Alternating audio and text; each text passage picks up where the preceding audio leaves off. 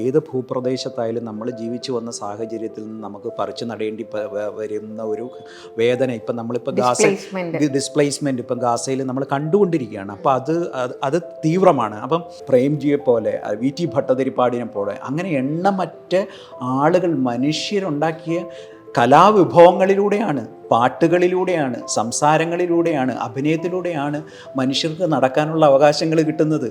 Freelance artist എന്നുള്ള രീതിയിൽ കേരളത്തിൽ സർവൈവ് ചെയ്യൽ ഈസിയല്ല. പക്ഷേ നമുക്കിഷ്ടമുള്ള പ്രൊഫഷൻ ചെയ്തുകൊണ്ട് നിൽക്കാനായിട്ട് ഒരു ജോലി ആവശ്യമാണ്. ആ ജോലി കൃത്യമായിട്ട് എനിക്ക് ആ സമയത്ത് കിട്ടി എന്നുള്ളതാണ്. School of drama and fine ആർട്സിൽ അസിസ്റ്റൻറ്റ് പ്രൊഫസറായിട്ട് ഈ പറയുന്ന നമുക്ക് 2010 നിയമനം കിട്ടുന്നതോട് കൂടിയിട്ട് പിന്നെ എനിക്കൊന്നും നോക്കാനില്ല.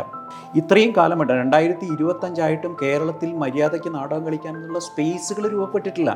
ആർട്ടിസ്റ്റ് ഫ്രണ്ട്ലി ആയിട്ടുള്ള, ഓഡിയൻസ് ഫ്രണ്ട്ലി ആയിട്ടുള്ള, കൺവീനിയൻ്റ് ആയിട്ടുള്ള തിയേറ്റർ സ്പേസുകൾ കേരളത്തിലില്ല. അതുതന്നെയാണ് ഏറ്റവും വലിയ ട്രാജഡി. ആദ്യത്തെ ഷോ കഴിഞ്ഞ സമയത്ത് അവിടെ കൂടിയ കുറേ തലമുതിർന്ന പണ്ഡിതന്മാർ ഭയങ്കര ക്രിറ്റിസിസം മുന്നോട്ട് വെച്ചു. അവർ പറഞ്ഞു, ഇതൊക്കെ എന്തിനാണ് ഇവിടെ കളിക്കുന്നത്? ഇത് വല്ല നോർത്ത് ഇന്ത്യയിലേക്ക് കൊണ്ടുപോയി കളിക്കേണ്ട സാധനം, ഇവിടെ ഒന്നും ഇപ്പോൾ ഇതൊന്നും ബാധകമല്ല, ഇതൊന്നും വിഷയമേ അല്ലെന്ന് അവിടെ നിന്ന് ചില പണ്ഡിതന്മാർ പറഞ്ഞു. അപ്പം ഞാൻ എന്ത് ചെയ്യുന്നു, ഞാൻ പതുക്കെ അവിടെ നിന്ന് മാറി. കാരണം ഞാൻ മറുപടി കൊടുക്കേണ്ടി വരില്ല എന്ന് എനിക്ക് 100% ഉറപ്പുണ്ട്. അവിടെ അന്ന് കൂടിയ സ്ത്രീകൾ മറുപടി കൊടുത്തു. 2014 സംഗീതനാടക അക്കാദമിയിൽ വെച്ചിട്ടാണ് ഞാൻ ശ്രീജിത്ത് രമണനെ ആദ്യമായിട്ട് കാണുന്നത്. അന്ന് അദ്ദേഹം ഹിരോഷി കോയിക്കോയുടെ മഹാഭാരതയിൽ അഭിനയിച്ചുകൊണ്ടിരിക്കുന്നതിൻ്റെ റിഹേഴ്സൽ നടന്നുകൊണ്ടിരിക്കുകയായിരുന്നു. തിയേറ്റർ എന്ന് പറയുന്നതിന് ഒരു വ്യത്യസ്തമായൊരു പെർസ്പെക്റ്റീവ് എനിക്ക് ആദ്യമായിട്ട് ലഭിക്കുന്നത് എൻ്റെ ആ ഒരു റിപ്പോർട്ടിംഗ് മൊമെൻറ്റിലാണ്. Like how theatre is totally different from ഒരു സ്റ്റേജ് പെർഫോമൻസിന് അപ്പുറത്തേക്ക് ഒരു ഇൻ്റർ കൾച്ചറൽ സ്പേസ് ആണെന്നും തിയേറ്ററിന് മറ്റ് പല ഭാവങ്ങളുണ്ട് എന്നും ഞാൻ തിരിച്ചറിഞ്ഞ ഒരു നിമിഷങ്ങളിലൊന്നായിരുന്നു അത്. പിന്നീട് ഞാൻ ശ്രീജിത്ത് രമണനെ പല പല വേർഷൻസിൽ കണ്ടിട്ടുണ്ട്. അദ്ദേഹം ഒരു വളരെ ആക്റ്റീവായിട്ട് കേരളത്തിലെ നാടക സംസ്കാരത്തിൽ വളരെ കൃത്യമായിട്ടുള്ള കോൺട്രിബ്യൂഷൻസ് തരുന്ന കമ്മ്യൂണിറ്റി തിയേറ്റർ ആണെങ്കിലും ഇൻ്റർ കൾച്ചറൽ സ്പേസിലുള്ള തിയേറ്റർ സെനാരിയോകളിലാണെങ്കിലും ഒക്കെ വളരെ ആക്റ്റീവായിട്ട് സംവിധായകനായും ഡ്രാമാറ്റേർജായും അതേപോലെ തന്നെ എഴുത്തുകളിലൂടെ പോലും തിയേറ്ററിനെ പറ്റി കൃത്യമായി സംസാരിക്കുന്ന ഒരു വ്യക്തിത്വം. അതേപോലെ തന്നെ സ്കൂൾ ഓഫ് ഡ്രാമയിൽ 2010 മുതൽ കുട്ടികളെ എന്താണ് നാടകമെന്ന് പറഞ്ഞു കൊടുത്തുകൊണ്ടിരിക്കുന്ന ഒരാളാണ്. എടുത്തു പറയേണ്ട മറ്റൊരു കാര്യം, കേരള സംഗീത നാടക അക്കാദമിയുടെ സമഗ്ര സംഭാവനയ്ക്കുള്ള അവാർഡ് ജേതാവും കൂടിയാണ് ശ്രീജിത്ത് രമണൻ. ഒരുപക്ഷെ ഇത്ര ചെറുപ്രായത്തിൽ ഈ അവാർഡ് കിട്ടിയ വളരെ ചുരുക്കം ആളുകളിൽ, അല്ലെങ്കിൽ ചിലപ്പം ഒരാൾ ഇദ്ദേഹമായിരിക്കും. Sreejith രമണൻ്റെ latest directorial ചെവിട്ടോർമ്മ കാബൂമിൻ്റെ ഫിനാലയിൽ October 19 SH കോളേജിൽ വെച്ചിട്ട് നടക്കുന്നുണ്ട്. അപ്പോൾ ഇന്ന് ശ്രീജിത്ത് രമണൻ നമ്മുടെ കൂടെ ഉണ്ട്. നമുക്ക് അദ്ദേഹത്തോട് കേരള നാടകത്തിൻ്റെ വിശേഷങ്ങൾ ചോദിക്കാം. Welcome to Malabar journal. Thank you. How are you? Good. ഞങ്ങൾ കഴിഞ്ഞ ആഴ്ച കുറച്ച് ഡിസ്കഷൻസ് നടന്നുകൊണ്ടിരിക്കുന്നതിൻ്റെ ഇടയിൽ we saw that you are actually having a show. ഈ ഒരു നെക്സ്റ്റ് വീക്കിൽ കൊച്ചിയിലൊരു ഷോ ചെയ്യുന്നുണ്ട്, പെർഫോമൻസ്. അപ്പോൾ അത് ക്ലൈമറ്റ് ചേഞ്ചുമായിട്ട് കണക്ട് ചെയ്തിട്ടുള്ള കാബൂം എന്ന് പറയുന്ന പ്രൊജക്റ്റിൻ്റെ ഭാഗമായിട്ടാണ് your team is performing here. ഒന്ന് പറയാമോ അതിനെ പറ്റിയിട്ട്? ഇത് ഒരു ഏകദേശം 1.5 വർഷം മുമ്പ് ചെയ്തിട്ടുള്ള ഒരു പ്രൊഡക്ഷനാണ്. അതിൻ്റെ ഷോ ഇങ്ങനെ കണ്ടിന്യൂ ചെയ്തുകൊണ്ടിരിക്കുകയാണ്. ഒരു കമ്മ്യൂണിറ്റി തിയേറ്റർ പ്രൊജക്റ്റാണ്. ഒരു പക്ഷേ എൻ്റെ ലൈഫിൽ തിയേറ്റർ മേക്കിങ്ങിൽ വളരെ ഡിഫറൻ്റ് ആയിട്ടുള്ള ഒരു അപ്രോച്ച് എന്ന് വേണമെങ്കിൽ പറയാവുന്ന ഒരു പ്രൊജക്റ്റാണ്. Theatre healing. നമ്മൾ തിയേറ്റർ ഒരു എൻ്റർടൈൻമെൻറ്റ് എന്നുള്ള രീതിയിലും അക്കാഡമിക് പർപ്പസ് എന്നുള്ള രീതിയിലും ഒക്കെ ചെയ്തു വരുന്ന വഴിക്ക് അതിൽ നിന്ന് വ്യതിചലിച്ചിട്ട് കുറച്ചും കൂടെ സോഷ്യലി എൻഗേജ് ചെയ്യാൻ പറ്റുന്ന രീതിയിലേക്കുള്ള ഒരു അപ്രോച്ച് എനിക്ക് ഏറ്റവും നന്നായിട്ട് കണക്ട് ചെയ്ത പ്രൊജക്റ്റാണ് ഈ ചെവിട്ടോർമ്മ എന്ന് പറയുന്നത്. അതിന് ഒരുപാട് കാരണങ്ങൾ. ഞാൻ പല രീതിയിൽ പലതരത്തിലുള്ള ആക്ടേഴ്സിനൊപ്പം വർക്ക് ചെയ്തിട്ടുണ്ട്. അതിനകത്തൊരു കംപ്ലീറ്റ്ലി നോൺ ആക്ടേഴ്സ് എന്ന ഈ പറയുന്ന കണക്ക് ആക്ടേഴ്സ് അല്ലാതുള്ള നോൺ ആക്ടേഴ്സ് എന്ന് പറയാവുന്ന ഒരു ഗ്രൂപ്പ് ഓഫ് ആളുകളായിരുന്നു ഇവർ. ഇത് ഒരു എന്താ പറയുന്നത്, ഫുൾ ബ്രൈറ്റ് സ്കോളേഴ്സ് ആയിട്ടുള്ള കുറച്ച് സയൻറ്റിസ്റ്റുകൾ നടത്തിക്കൊണ്ടിരിക്കുന്ന ക്ലൈമറ്റ് ക്രൈസിസുമായിട്ട് ബന്ധപ്പെട്ടുള്ള അവരുടെ കുറേ പ്രവർത്തനങ്ങൾ ഈ നോർത്ത് പറവൂർ കേന്ദ്രീകരിച്ച് നടത്തിക്കൊണ്ടിരുന്നത്. അവിടുത്തെ ഒട്ടേറെ പഞ്ചായത്തുകൾ, തുരുത്തിപ്പുറം, പുത്തൻവേലിക്കര, ഏഴിക്കര, കുമ്പളങ്ങി, അങ്ങനെയുള്ള കുറേ പഞ്ചായത്തിലെ വേലിയേറ്റ വെള്ളപ്പൊക്കം മൂലം ദുരിതം അനുഭവിക്കുന്ന ഒരു വലിയ ജനവിഭാഗം. അതിൻ്റെ ഏറ്റവും വലിയ ദുരന്തമെന്ന് പറയുന്നത് ഇതൊരിക്കലും ഒരു ഡിസാസ്റ്ററായിട്ട് ഗവൺമെൻറ് പ്രഖ്യാപിച്ചിട്ടില്ല. അതുകൊണ്ട് തന്നെ ഇവർക്ക് അങ്ങനെ ഭയങ്കര നഷ്ടപരിഹാരമോ കാര്യങ്ങളോ ഒന്നും കിട്ടുന്നില്ല. അപ്പം ദൈനംദിന ജീവിതം ദുസ്സഹമാവുകയും അവിടെ നിന്ന് ഒഴിഞ്ഞു പോകേണ്ടിയും വരുന്ന ഒരു വലിയ ജനവിഭാഗം. അത് നമുക്കറിയാം, ഏത് ഭൂപ്രദേശത്തായാലും നമ്മൾ ജീവിച്ചു വന്ന സാഹചര്യത്തിൽ നിന്ന് നമുക്ക് പറിച്ചു നടേണ്ടി വരുന്ന ഒരു വേദന ഇപ്പം നമ്മളിപ്പോൾ ഡിസ്പ്ലേസ്മെൻറ്റ് ഇപ്പം ഗാസയിൽ നമ്മൾ കണ്ടുകൊണ്ടിരിക്കുകയാണ്. അപ്പോൾ അത് തീവ്രമാണ്. അപ്പം ഞാനൊരു സാധാരണ അവരൊരു ഗ്രൂപ്പ്, ഒരു NGO പോലുള്ളൊരു ഗ്രൂപ്പ് വിളിച്ചിട്ട് ഒരു സ്ട്രീറ്റ് പ്ലേ ചെയ്യാനാണ് എൻ്റെ ആവശ്യപ്പെടുന്നത്. അവർ പല രീതിയിൽ ആ വിഷയത്തെ സമീപിച്ചുകൊണ്ടിരിക്കുന്നത്. അവർ കമ്മ്യൂണിറ്റി മാപ്പിംഗ്, ഡോക്യുമെൻ്ററി ചെയ്യുന്നുണ്ടായിരുന്നു. അതിനൊപ്പം അവരൊരു സ്ട്രീറ്റ് പ്ലേയും കൂടെ ചെയ്യുക എന്നുള്ളതായിരുന്നു അവരുടെ ഉദ്ദേശം. അങ്ങനെ ഞാൻ ചെല്ലുന്നു, ഒരു സ്ട്രീറ്റ് പ്ലേ ചെയ്യുന്നതിനെക്കുറിച്ചുള്ള ആലോചന നടക്കുന്നു. അതിനുശേഷം ഞാൻ ഫീൽഡ് വിസിറ്റ് നടത്തി കഴിഞ്ഞപ്പോഴത്തേക്കാണ് മൊത്തം നമ്മളുടെ അതിനെക്കുറിച്ചുള്ള ഒരു കാഴ്ചപ്പാട് മാറുന്നത്. ആ കാഴ്ചകൾ എന്നെ വല്ലാണ്ട് ഹോണ്ട് ചെയ്തു. ഒരു തിയേറ്റർ മേക്കർ എന്നുള്ള രീതിയിൽ എൻ്റെ ലൈഫിലൊരു ഭയങ്കര, കാരണം മറ്റ് പല പ്രൊജക്റ്റുകളും നമ്മളൊരു ക്രിയേറ്റീവ് ആസ്പെക്റ്റിൽ റൂമിലിരുന്ന് ആലോചിച്ചും റിസർച്ച് നടത്തിയും ഒക്കെ ഇങ്ങനെ ചെയ്തുകൊണ്ടിരിക്കുന്നിടത്ത് നേരിട്ടൊരു സ്ഥലത്ത് ചെന്നിട്ട് ആ ജനങ്ങളുടെ പ്രശ്നങ്ങളെ കണ്ടറിഞ്ഞിട്ട് ചെയ്യേണ്ടി വരുന്ന സമയത്ത് അതൊരു സാധാരണ തിയേറ്റർ മേക്കിങ്ങിലൂടെയുള്ള സാമ്പ്രദായിക പ്രോസസ്സ് അല്ല ഇതിനാവശ്യമെന്ന് തോന്നി. അങ്ങനെ എന്ത് ചെയ്യുന്നു, ഞാൻ എൻ്റെ റിസർച്ച് അസിസ്റ്റൻറ്റുകളെ, ഒരു വീഡിയോ ആർട്ടിസ്റ്റ്, ഒരു ഡ്രാമറ്റർഗ്, അവരെ അവിടെ ആ സ്ഥലത്ത് നിർത്തി കുറച്ച് ദിവസങ്ങൾ നിർത്തി. കാരണം എനിക്ക് ഡിപ്പാർട്ട്മെൻറ്റിൽ നിന്ന് മാറി അങ്ങനെ ഫുൾ ടൈം നിൽക്കാൻ പറ്റാത്തൊരവസ്ഥയും കൂടെ ഉണ്ട്. അതുകൊണ്ട് തന്നെ എനിക്ക് അത്ര ഒരു ഹെൽപ്പ് ആവശ്യമാണ്. ഞാൻ 1-2 തവണ പോയി അവിടെ പ്രാഥമികമായ ഒരു സ്റ്റഡി നടത്തി. അപ്പം അവിടുത്തെ ജനങ്ങളുടെ നേരിട്ടുള്ള സംവാദത്തിലൂടെയും കാഴ്ചകളിലൂടെയൊക്കെ ആ പ്രശ്നങ്ങൾ ഏറെക്കുറെ മനസ്സിലായി. പക്ഷേ നമുക്കത് പോരാ. ഒരു നാടകത്തിലേക്ക് കടക്കാനായിട്ട് നമുക്കതിനെക്കുറിച്ചുള്ള അതിൻ്റെ ജിയോഗ്രഫിക്കലായിട്ടുള്ള, അതിൻ്റെ ഹിസ്റ്റോറിക്കലായിട്ടുള്ള ജനങ്ങളുടെ മുഴുവൻ പ്രശ്നങ്ങളെക്കുറിച്ചുള്ള വസ്തുതകൾ മുഴുവൻ കിട്ടണം. അങ്ങനെ ഞങ്ങൾ അതിനെക്കുറിച്ചുള്ള എല്ലാ രേഖകളും കളക്ട് ചെയ്തതിന് ശേഷമാണ് ആ പ്രോസസ്സിലേക്ക് ഇറങ്ങുന്നത്. അപ്പം ആ സ്ട്രീറ്റ് പ്ലേ എന്ന് പറയുന്ന ഒരു തെരുവുമൂല നാടകത്തിൻ്റെ ഒരു ഫോർമാറ്റ്, ആളുകൾ പലപ്പോഴും അത്തരം ഒരു പ്രചരണ നാടകവുമായിട്ട് ബന്ധപ്പെട്ടൊക്കെ ചെയ്തും കണ്ടും ആളുകളിൽ അത്തരം ഒരു ഫോർമാറ്റിനോടൊക്കെ ഒരു എന്താ പറയുന്ന ഒരു അതിർത്തിയൊക്കെ വന്നു തുടങ്ങിയിട്ടുണ്ട്. അപ്പോൾ അതിനപ്പുറത്തേക്ക് എങ്ങനെയാണ് ഈ ഒരു വിഷയം ഒരു പോളിസി മേക്കിങ്ങിന് ഉതകുന്ന തരത്തിലേക്ക്, അല്ലെങ്കിൽ ഒരു എമ്പതി ക്രിയേറ്റ് ചെയ്യാൻ പറ്റുന്ന രീതിയിലേക്ക്, അല്ലെങ്കിൽ ഒരു ഇവർക്ക് തന്നെ ഒരു ഹീലിംഗ് ആവുന്ന രീതിയിലേക്ക് ഇതിനെ എങ്ങനെ ഫ്രെയിം ചെയ്യാം എന്നുള്ളൊരു ആലോചനയിലാണ് നമ്മൾ ഈ ചെവിട്ടോർമ എന്ന് പറയുന്ന ഹൈലി തിയേറ്ററിക്കലായിട്ടുള്ള ഒരു ഹൈബ്രിഡ് ഫോം, ഒരു ഇമേഴ്സീവ് തിയേറ്ററിൻ്റെ ഒരു സാധ്യതകളൊക്കെ ഉൾക്കൊള്ളിച്ചുകൊണ്ടുള്ള ഒരു പെർഫോമൻസിലേക്ക് വരുന്നത്.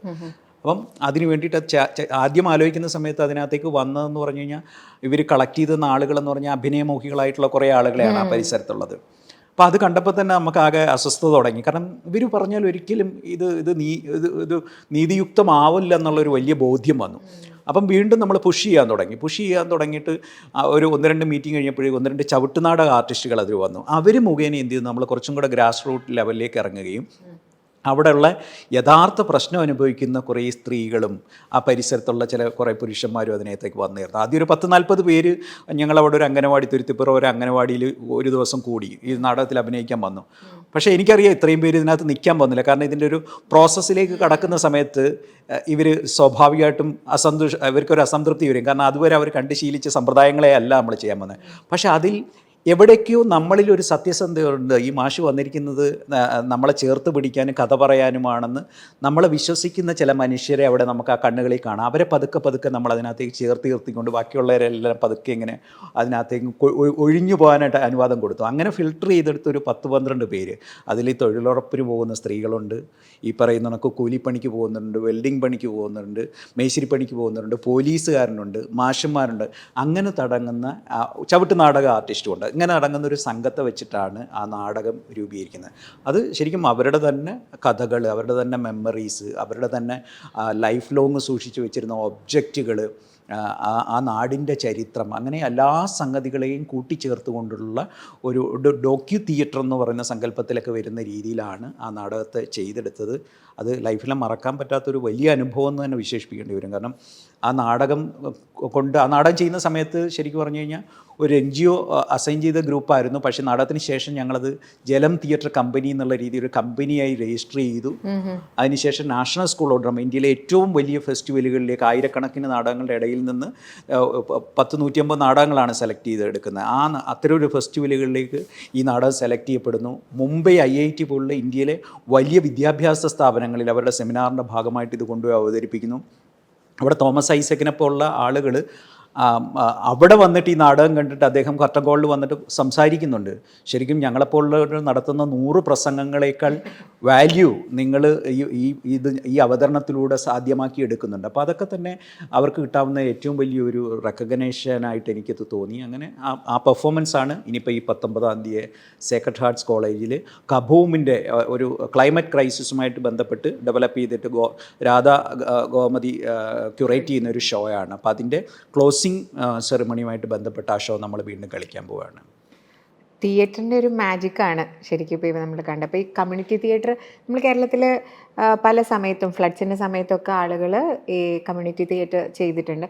അപ്പോൾ ഈ പറയുന്ന കുളൂർ മാഷ്, ഈ പറയുന്ന ചില മൊമെൻറ്റ്സുകൾ ഉണ്ടാവില്ല, ചില ബ്യൂട്ടിഫുൾ മൊമെൻറ്റ്സ് വേർ കത്താർസിസ് ഉണ്ടാകാം, ചിലർക്ക് ട്രാൻസ്ഫോർമേഷൻസ് ഉണ്ടാവാം. അപ്പം അങ്ങനെ എന്തെങ്കിലും ഇൻട്രസ്റ്റിംഗ് ആയിട്ടുള്ള കാര്യം പറഞ്ഞു തരാനുണ്ടോ ഞങ്ങൾക്ക്? തീർച്ചയായിട്ടും. എനിക്ക് ഇത് മാത്രമല്ല, എനിക്കൊന്ന് തീണ്ടാരിപ്പച്ച, അതും ഒരു കമ്മ്യൂണിറ്റി തിയേറ്ററിന്റെ ശ്രേണിയിൽ വരുന്ന തീണ്ടാരിപ്പച്ച മൊത്തം സ്ത്രീകൾ മാത്രമുള്ള ഒരു performance. And it also speaks about menstrual hygiene and menstrual the taboo that we have. അതെ. ആർത്തവത്തിൻ്റെ രാഷ്ട്രീയം ഏറ്റവും ശക്തമായിട്ട് അരങ്ങിൽ വന്നിട്ട് സ്ത്രീകൾ പ്രകടിപ്പിക്കുന്ന ഒരു നാടകമാണത്.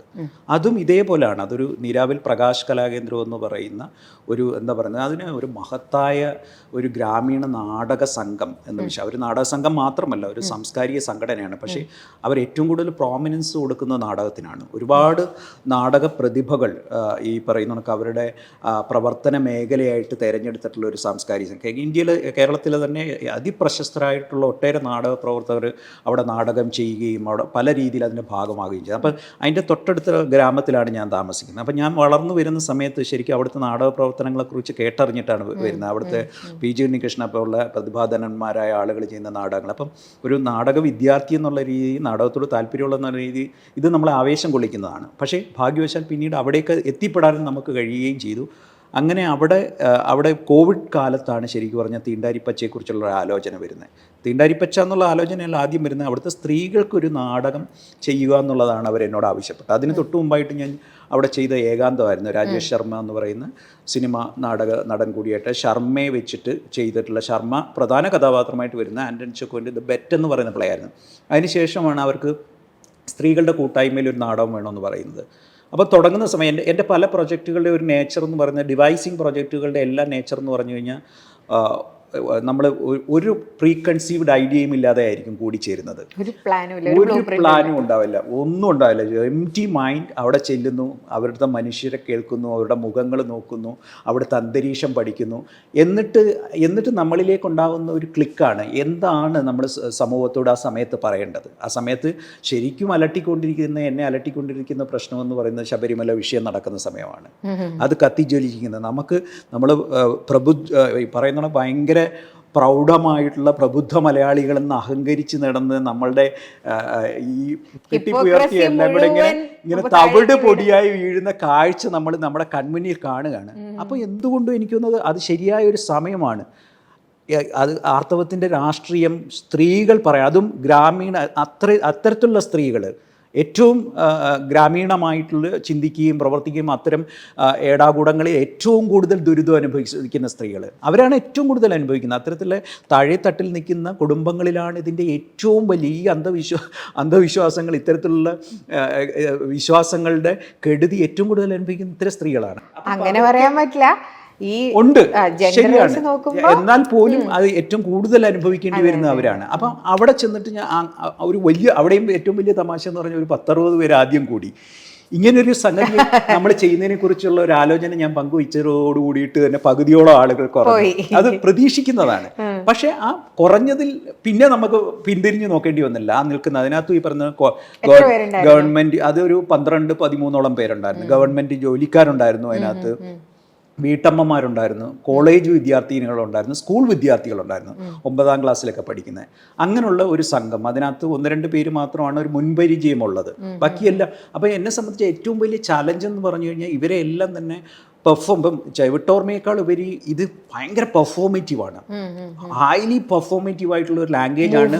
മൂവ്മെൻറ്റും ബോഡിയും ഈ പറയുന്ന കണക്ക് ബോഡിയുടെ ചലനങ്ങൾ, ശബ്ദത്തിൻ്റെ സാധ്യതകൾ, സ്പീച്ച് നന്നായിട്ട് ഉപയോഗിക്കുന്നത്. അപ്പോൾ അവരെ നന്നായിട്ട് ട്രെയിൻ ചെയ്യിപ്പിക്കണം. അപ്പോൾ ഒരു ലോങ് ടൈം പീരീഡ് നമ്മൾ ആ ട്രെയിനിങ്ങിന് രൂപപ്പെടുത്താം. അപ്പം ഞാൻ പല രീതിയിലുള്ള ട്രെയിനിങ്, അവർക്ക് ഡാൻസ് തെറാപ്പിയുടെ ഒരു ട്രെയിനിങ് ഒരു പുറത്തുനിന്ന് വന്ന ഒരു വുമൺ പ്രാക്ടീഷണറുടെ കൊടുത്തിട്ടുണ്ടെന്ന്. അജിത് ലാൽ ശിവലാലിൻ്റെ ഒരു ആക്ടിങ് ട്രെയിനിങ് വെച്ചു.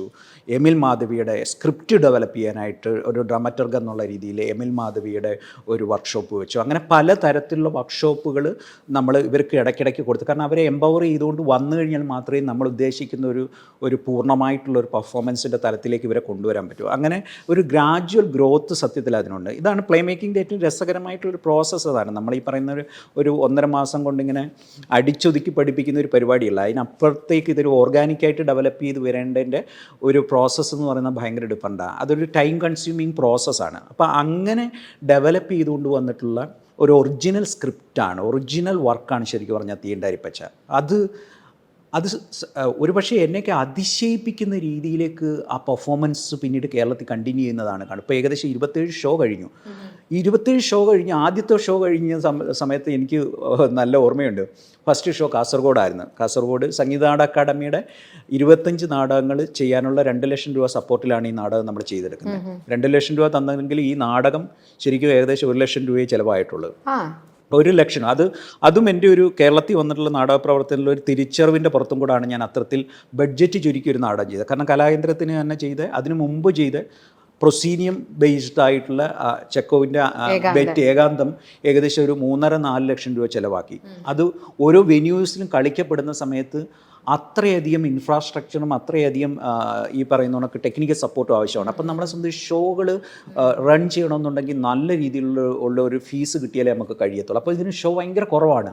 അപ്പോൾ അത് ഹോസ്റ്റ് ചെയ്യാൻ കേരളത്തിൽ ആളുകളില്ല. അപ്പോൾ ആ റിയാലിറ്റിയിൽ നിന്നാണ് ഈ പറയുന്ന കണക്ക് വളരെ മിനിമൽ സംഗതികൾ, ഈ പറയുന്ന കണക്ക് ഒരു പൂവർ തിയേറ്റർ, തേർഡ് തിയേറ്ററിൻ്റെയൊക്കെ സങ്കല്പത്തിൽ നിൽക്കുന്ന തരത്തിലേക്കുള്ള ഒരു അരീന കൺസെപ്റ്റിലാണ്. കാരണം ആ പറയപ്പെടുന്ന വിഷയം ഒരു ഇല്യൂഷണറി വേൾഡിൽ കളിക്കേണ്ടതല്ല.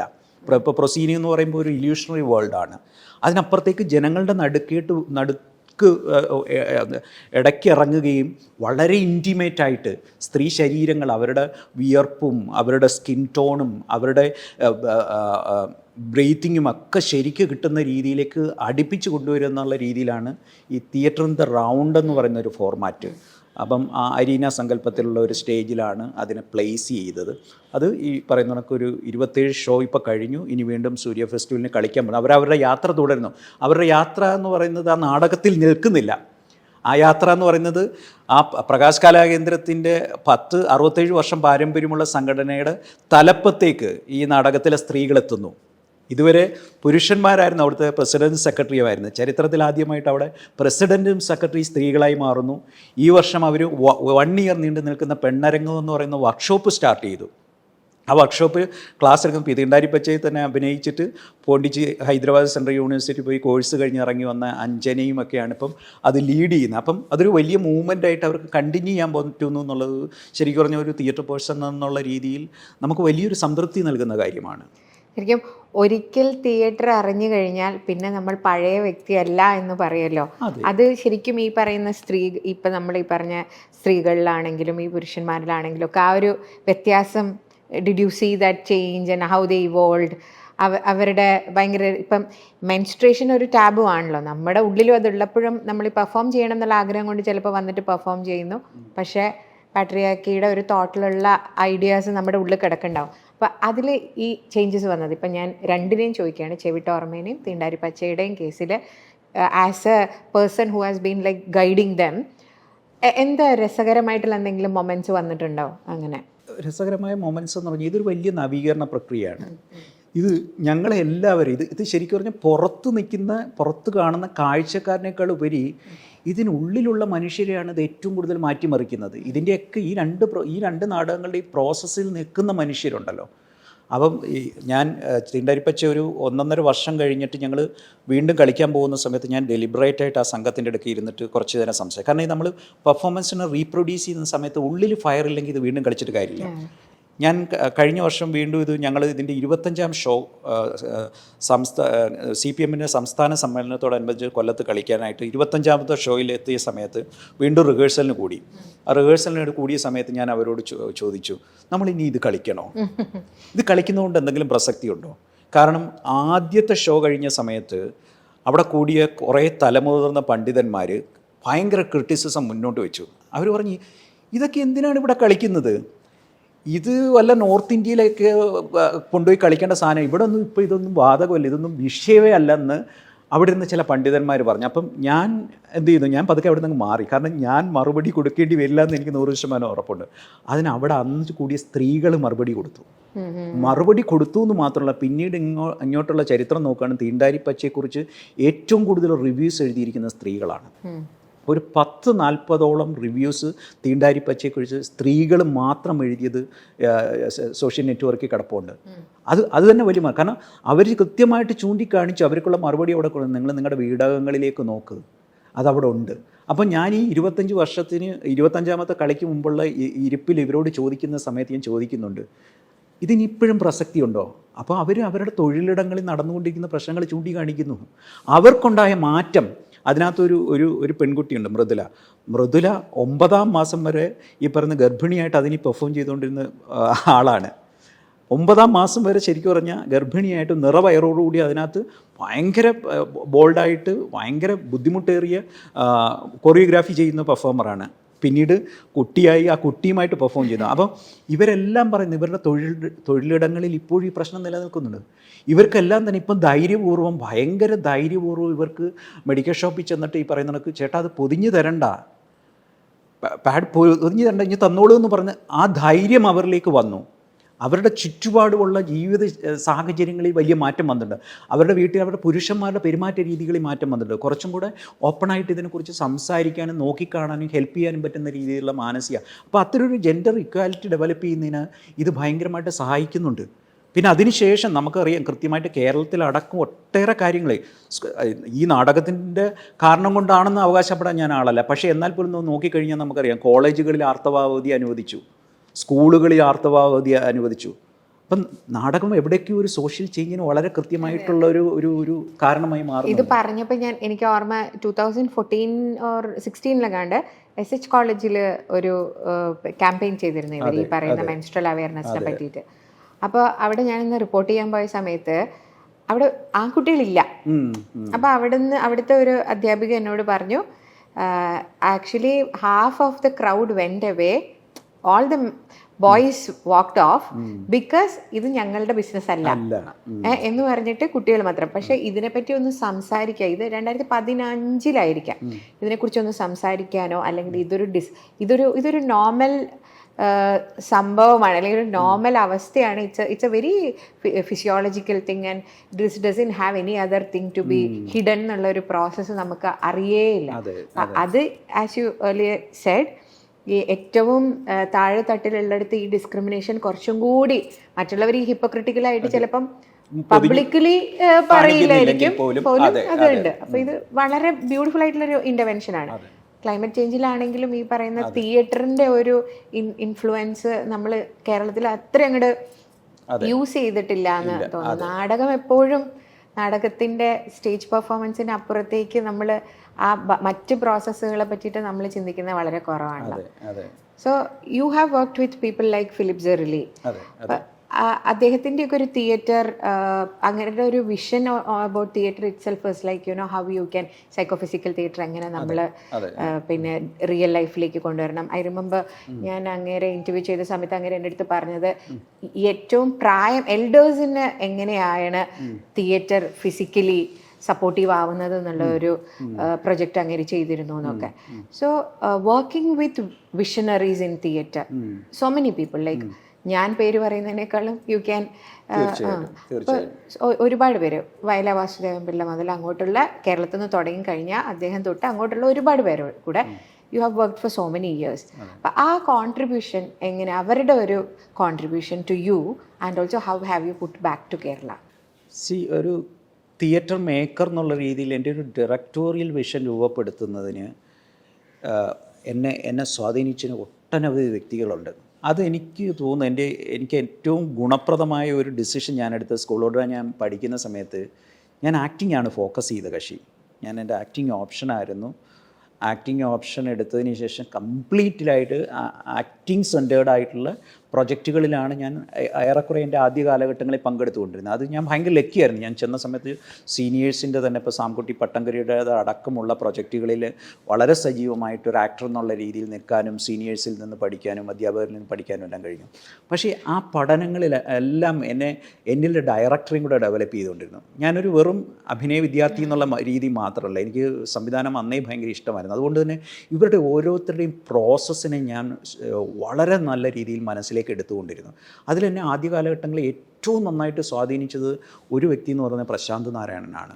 പ്രശാന്ത് നാരായണൻ എന്ന് പറയുന്നത് ശരിക്കും പറഞ്ഞാൽ ഇന്ത്യൻ നാടകവേദിയിൽ നിന്ന് തന്നെ പകരം വെക്കാനില്ലാത്ത രീതിയിലുള്ള ഒരു ഡയറക്ടർ എന്ന് നമുക്ക് പറയാൻ പറ്റും. ഡയറക്ടർ മാത്രമല്ല, അദ്ദേഹം പ്രതിഭാധനായ എഴുത്തുകാരനാണ്, അഭിനേതാവാണ്, ആ രീതിയിലുള്ള ഒരു വലിയ. അപ്പം എന്നെ സംബന്ധിച്ച് എൻ്റെ തുടക്കം എന്നിൽ നാടകത്തിൻ്റെ ഒരു നല്ല സങ്കല്പം എന്നിലേക്ക് കുത്തി നിറയ്ക്കാനായിട്ട് സഹായിച്ചിട്ടുള്ള ഒരു വ്യക്തി പ്രശാന്ത്. പിന്നീട് ഇങ്ങോട്ട് ഈ പറയുന്ന കണക്ക് രമേഷ് വർമ്മയെ പോലുള്ള ആൾ. രമേഷ് ഏട്ടൻ എനിക്കൊന്ന് ഇന്ന് കേരളത്തിലുള്ള ഏറ്റവും നല്ല ആക്ടിങ് ട്രെയിനർ എന്ന് ഒരു പക്ഷേ ഏറ്റവും നമ്പർ 1 ആയിട്ട് എടുത്തു വെക്കാൻ പറ്റുന്ന ആളാണ് രമേഷ് വർമ്മ. അദ്ദേഹം ഒരിക്കലും ഒരു പോപ്പുലാരിറ്റിയുടെ പുറകെ പായുകയോ ഒന്നും ചെയ്യാത്ത തരത്തിലുള്ള വളരെ സൈലന്റ് ആയിട്ട്. കാരണം ഇത്രയും ഞാൻ ഇപ്പോൾ ലോകത്തിൻ്റെ പല ഭാഗത്ത് പോയിട്ട് നമ്മൾ ആക്ടിങ് വർക്ക്ഷോപ്പിൽ പങ്കെടുത്തിട്ടുണ്ട്, പല മേക്കേഴ്സ്. പക്ഷേ ഇന്നും എൻ്റെ മനസ്സിൽ തങ്ങി നിൽക്കുന്ന ഒരു ആക്ടിങ് ട്രെയിനിങ് എന്നുള്ള രീതിയിലുള്ള പ്രോസസ്സ് എന്ന് പറയുന്നത് രമേഷ് വർമ്മയുടെ പ്രോസസ്സ്. അറിയില്ല ആ ആക്ടറിൻ്റെ ഏറ്റവും ഓർഗാനിക് ആയിട്ടുള്ള ഒരു ആക്ടിങ്ങിനെ പുറത്തേക്ക് കൊണ്ടുവരാൻ കഴിയുന്ന രീതിയിലുള്ള ഹൈലി ഇൻ്റലിജൻ്റ് ആയിട്ടുള്ളൊരു പ്രോസസ്സ് കൈവശമുള്ള ഒരാൾ. അത് സത്യത്തിൽ കേരളമൊന്നും അത് അറിയുകയോ ചർച്ച ചെയ്യും. ഇവിടെ ഇപ്പോൾ കുറേ ഫേക്ക് ആക്ടിങ് ട്രെയിനിങ് പരിപാടികൾ നടന്നുകൊണ്ടിരിക്കുന്ന കാലഘട്ടമാണ്. അവിടെ ഇദ്ദേഹത്തെപ്പോലുള്ള മനുഷ്യരൊന്നും ആരും ഐഡൻറ്റിഫൈ ചെയ്യുന്നില്ല. അദ്ദേഹത്തിൻ്റെ ഒരുപാട് ശിഷ്യസമ്പത്തുണ്ട്, അവർക്കറിയാം.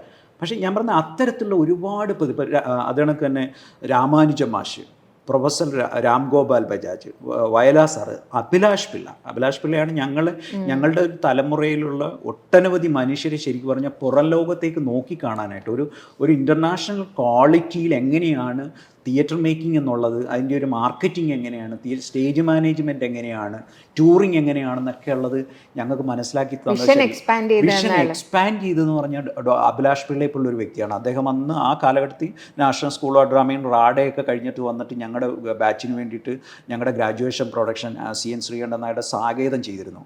അതിനു മുമ്പ് എനിക്കറിയാം ഈ പറയുന്ന ജ്യോതിഷ് ദീപൻ്റെയൊക്കെ ബാച്ചിന് വേണ്ടിയിട്ട് അദ്ദേഹം ആ മനുഷ്യൻ നീ തന്നെ. അപ്പം എന്താ പറയുന്നത്, ആ തലമുറയിലെ ഒട്ടനവധി ആളുകളെ ശരിക്കും പറഞ്ഞാൽ പുറം ലോകത്തേക്കുള്ള ഒരു കാഴ്ച തുറന്നിട്ടത്, നാടകത്തിൻ്റെ ഒരു വലിയ വേറെ രീതിയിലുള്ള കാഴ്ച തുറന്നിട്ടതിന് അത് അഭിലാഷ് പിള്ളയ്ക്ക് വലിയ പങ്കുണ്ട്. അങ്ങനെ തുടങ്ങി കണ്ടിന്യൂ ചെയ്ത ഒരു ജേർണിയാണ്. പിന്നെ ഹൈദരാബാദ് സെൻട്രൽ യൂണിവേഴ്സിറ്റി പോകുന്നു. അവിടെ നിന്ന സമയത്ത് അവിടെയുള്ള ഈ പറയുന്ന കണക്ക് DSN മൂർത്തി, ഭാസ്കർ ഷെവാർക്കർ, പ്രൊഫസർ B അനന്തകൃഷ്ണൻ, അങ്ങനെ തുടങ്ങി അവിടെയുള്ള തിയേറ്റർ മേക്കേഴ്സുമായിട്ട് ചേർന്നുള്ള പ്രവർത്തനം. പിന്നീടാണ് ഞാൻ ഈ സിംഗപ്പൂർ IT-യിലെത്തുന്നത്. അതുവരെയുള്ള മൊത്തം നമ്മളുടെ ഒരു സങ്കല്പത്തെ എന്താണ് ശരിക്കുള്ള പ്രൊഫഷണൽ തിയേറ്റർ എന്നുള്ളത് നമ്മൾ മനസ്സിലാക്കുന്നത് ശരിക്കും അവിടെ എത്തിയത്. നമ്മുടെ ഇവിടുത്തെ തിയേറ്റർ ട്രെയിനിങ് വലിയ വാല്യൂ ഉണ്ട്, അതിനൊരിക്കലും വില കുറച്ച് കളയല്ലോ. ഒരു പക്ഷേ സ്കൂൾ ഓഫ് ഡ്രാമ പോലൊരിടത്ത് പഠിച്ചത് കൊണ്ടാണ് ഇത്ര കരുത്തോടുകൂടി തിയേറ്റർ ചെയ്യാൻ കഴിയുന്നത്. ലോകത്ത് എവിടെ പോയാലും നമുക്ക് സർവൈവ് ചെയ്യാൻ കഴിയുന്നതും ഒക്കെയുള്ള റീസൺ എന്ന് പറയുന്നത് സ്കൂൾ ഓഫ് ഡ്രാമ പോലുള്ള 18 ഏക്കർ വ്യാപിച്ച് കിടക്കുന്ന ഡോക്ടർ ജോൺ മത്തായി സെൻറ്ററിലെ പ്രകൃതിയോട് ചേർന്നുള്ള പഠനമാണ്. പ്രകൃതിയോട് ചേർന്നെന്ന് പറഞ്ഞാൽ പ്രകൃതിയോട് മല്ലിട്ടുള്ള പഠനം എന്ന് പറയേണ്ടി വരും. അങ്ങനെയാണ്. കാരണം നമുക്ക് ഒരു ഇൻഫ്രാസ്ട്രക്ചറും ഇല്ലാതെ ഇല്ലായ്മയിൽ നിന്ന് നാടകം സൃഷ്ടിക്കാൻ പഠിപ്പിച്ച ഇടമാണ്. അത് മാറിയിട്ട് കുറച്ചും കൂടി ഒരു ഗ്ലോബൽ കോണ്ടെക്സ്റ്റിൽ എങ്ങനെയാണ് ഒരു യൂണിവേഴ്സൽ ക്വാളിറ്റിയിൽ നാടകങ്ങളെ ചെയ്യുന്നത്, അതിൻ്റെ മെത്തഡോളജി എന്താണ്, അതിൻ്റെ ട്രെയിനിങ്ങിൻ്റെ ഡിസിപ്ലിൻ എന്താണ്, പെർഫോമൻസ് പ്രാക്ടീസിൻ്റെ ശരിയായിട്ടുള്ള രീതി സമ്പ്രദായങ്ങൾ എന്താണ് എന്നുള്ളത് ശരിക്കും മാസ്റ്റേഴ്സിൽ നിന്ന് പഠിക്കാൻ കഴിഞ്ഞത് എനിക്ക് IT എന്ന് പറയുന്ന ഇൻ്റർ കൾച്ചറൽ തിയേറ്റർ ഇൻസ്റ്റിറ്റ്യൂട്ട് സിംഗപ്പൂരിലുള്ള പഠനമാണ്.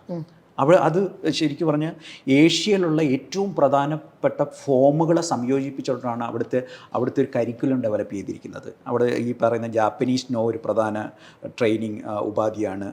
കേരളത്തിൽ നിന്നുള്ള കൂടിയാട്ടം, ഇന്തോനേഷ്യയിൽ നിന്നുള്ള വയാമോങ്, അത് കണക്ക് തന്നെ ചൈനയിൽ നിന്നുള്ള ബെയ്ജിങ് ഓപ്പറ. ഇതാണ് ഞങ്ങളുടെ 4 സെമസ്റ്ററുകളിലെ മേജർ ഫോക്കസ്.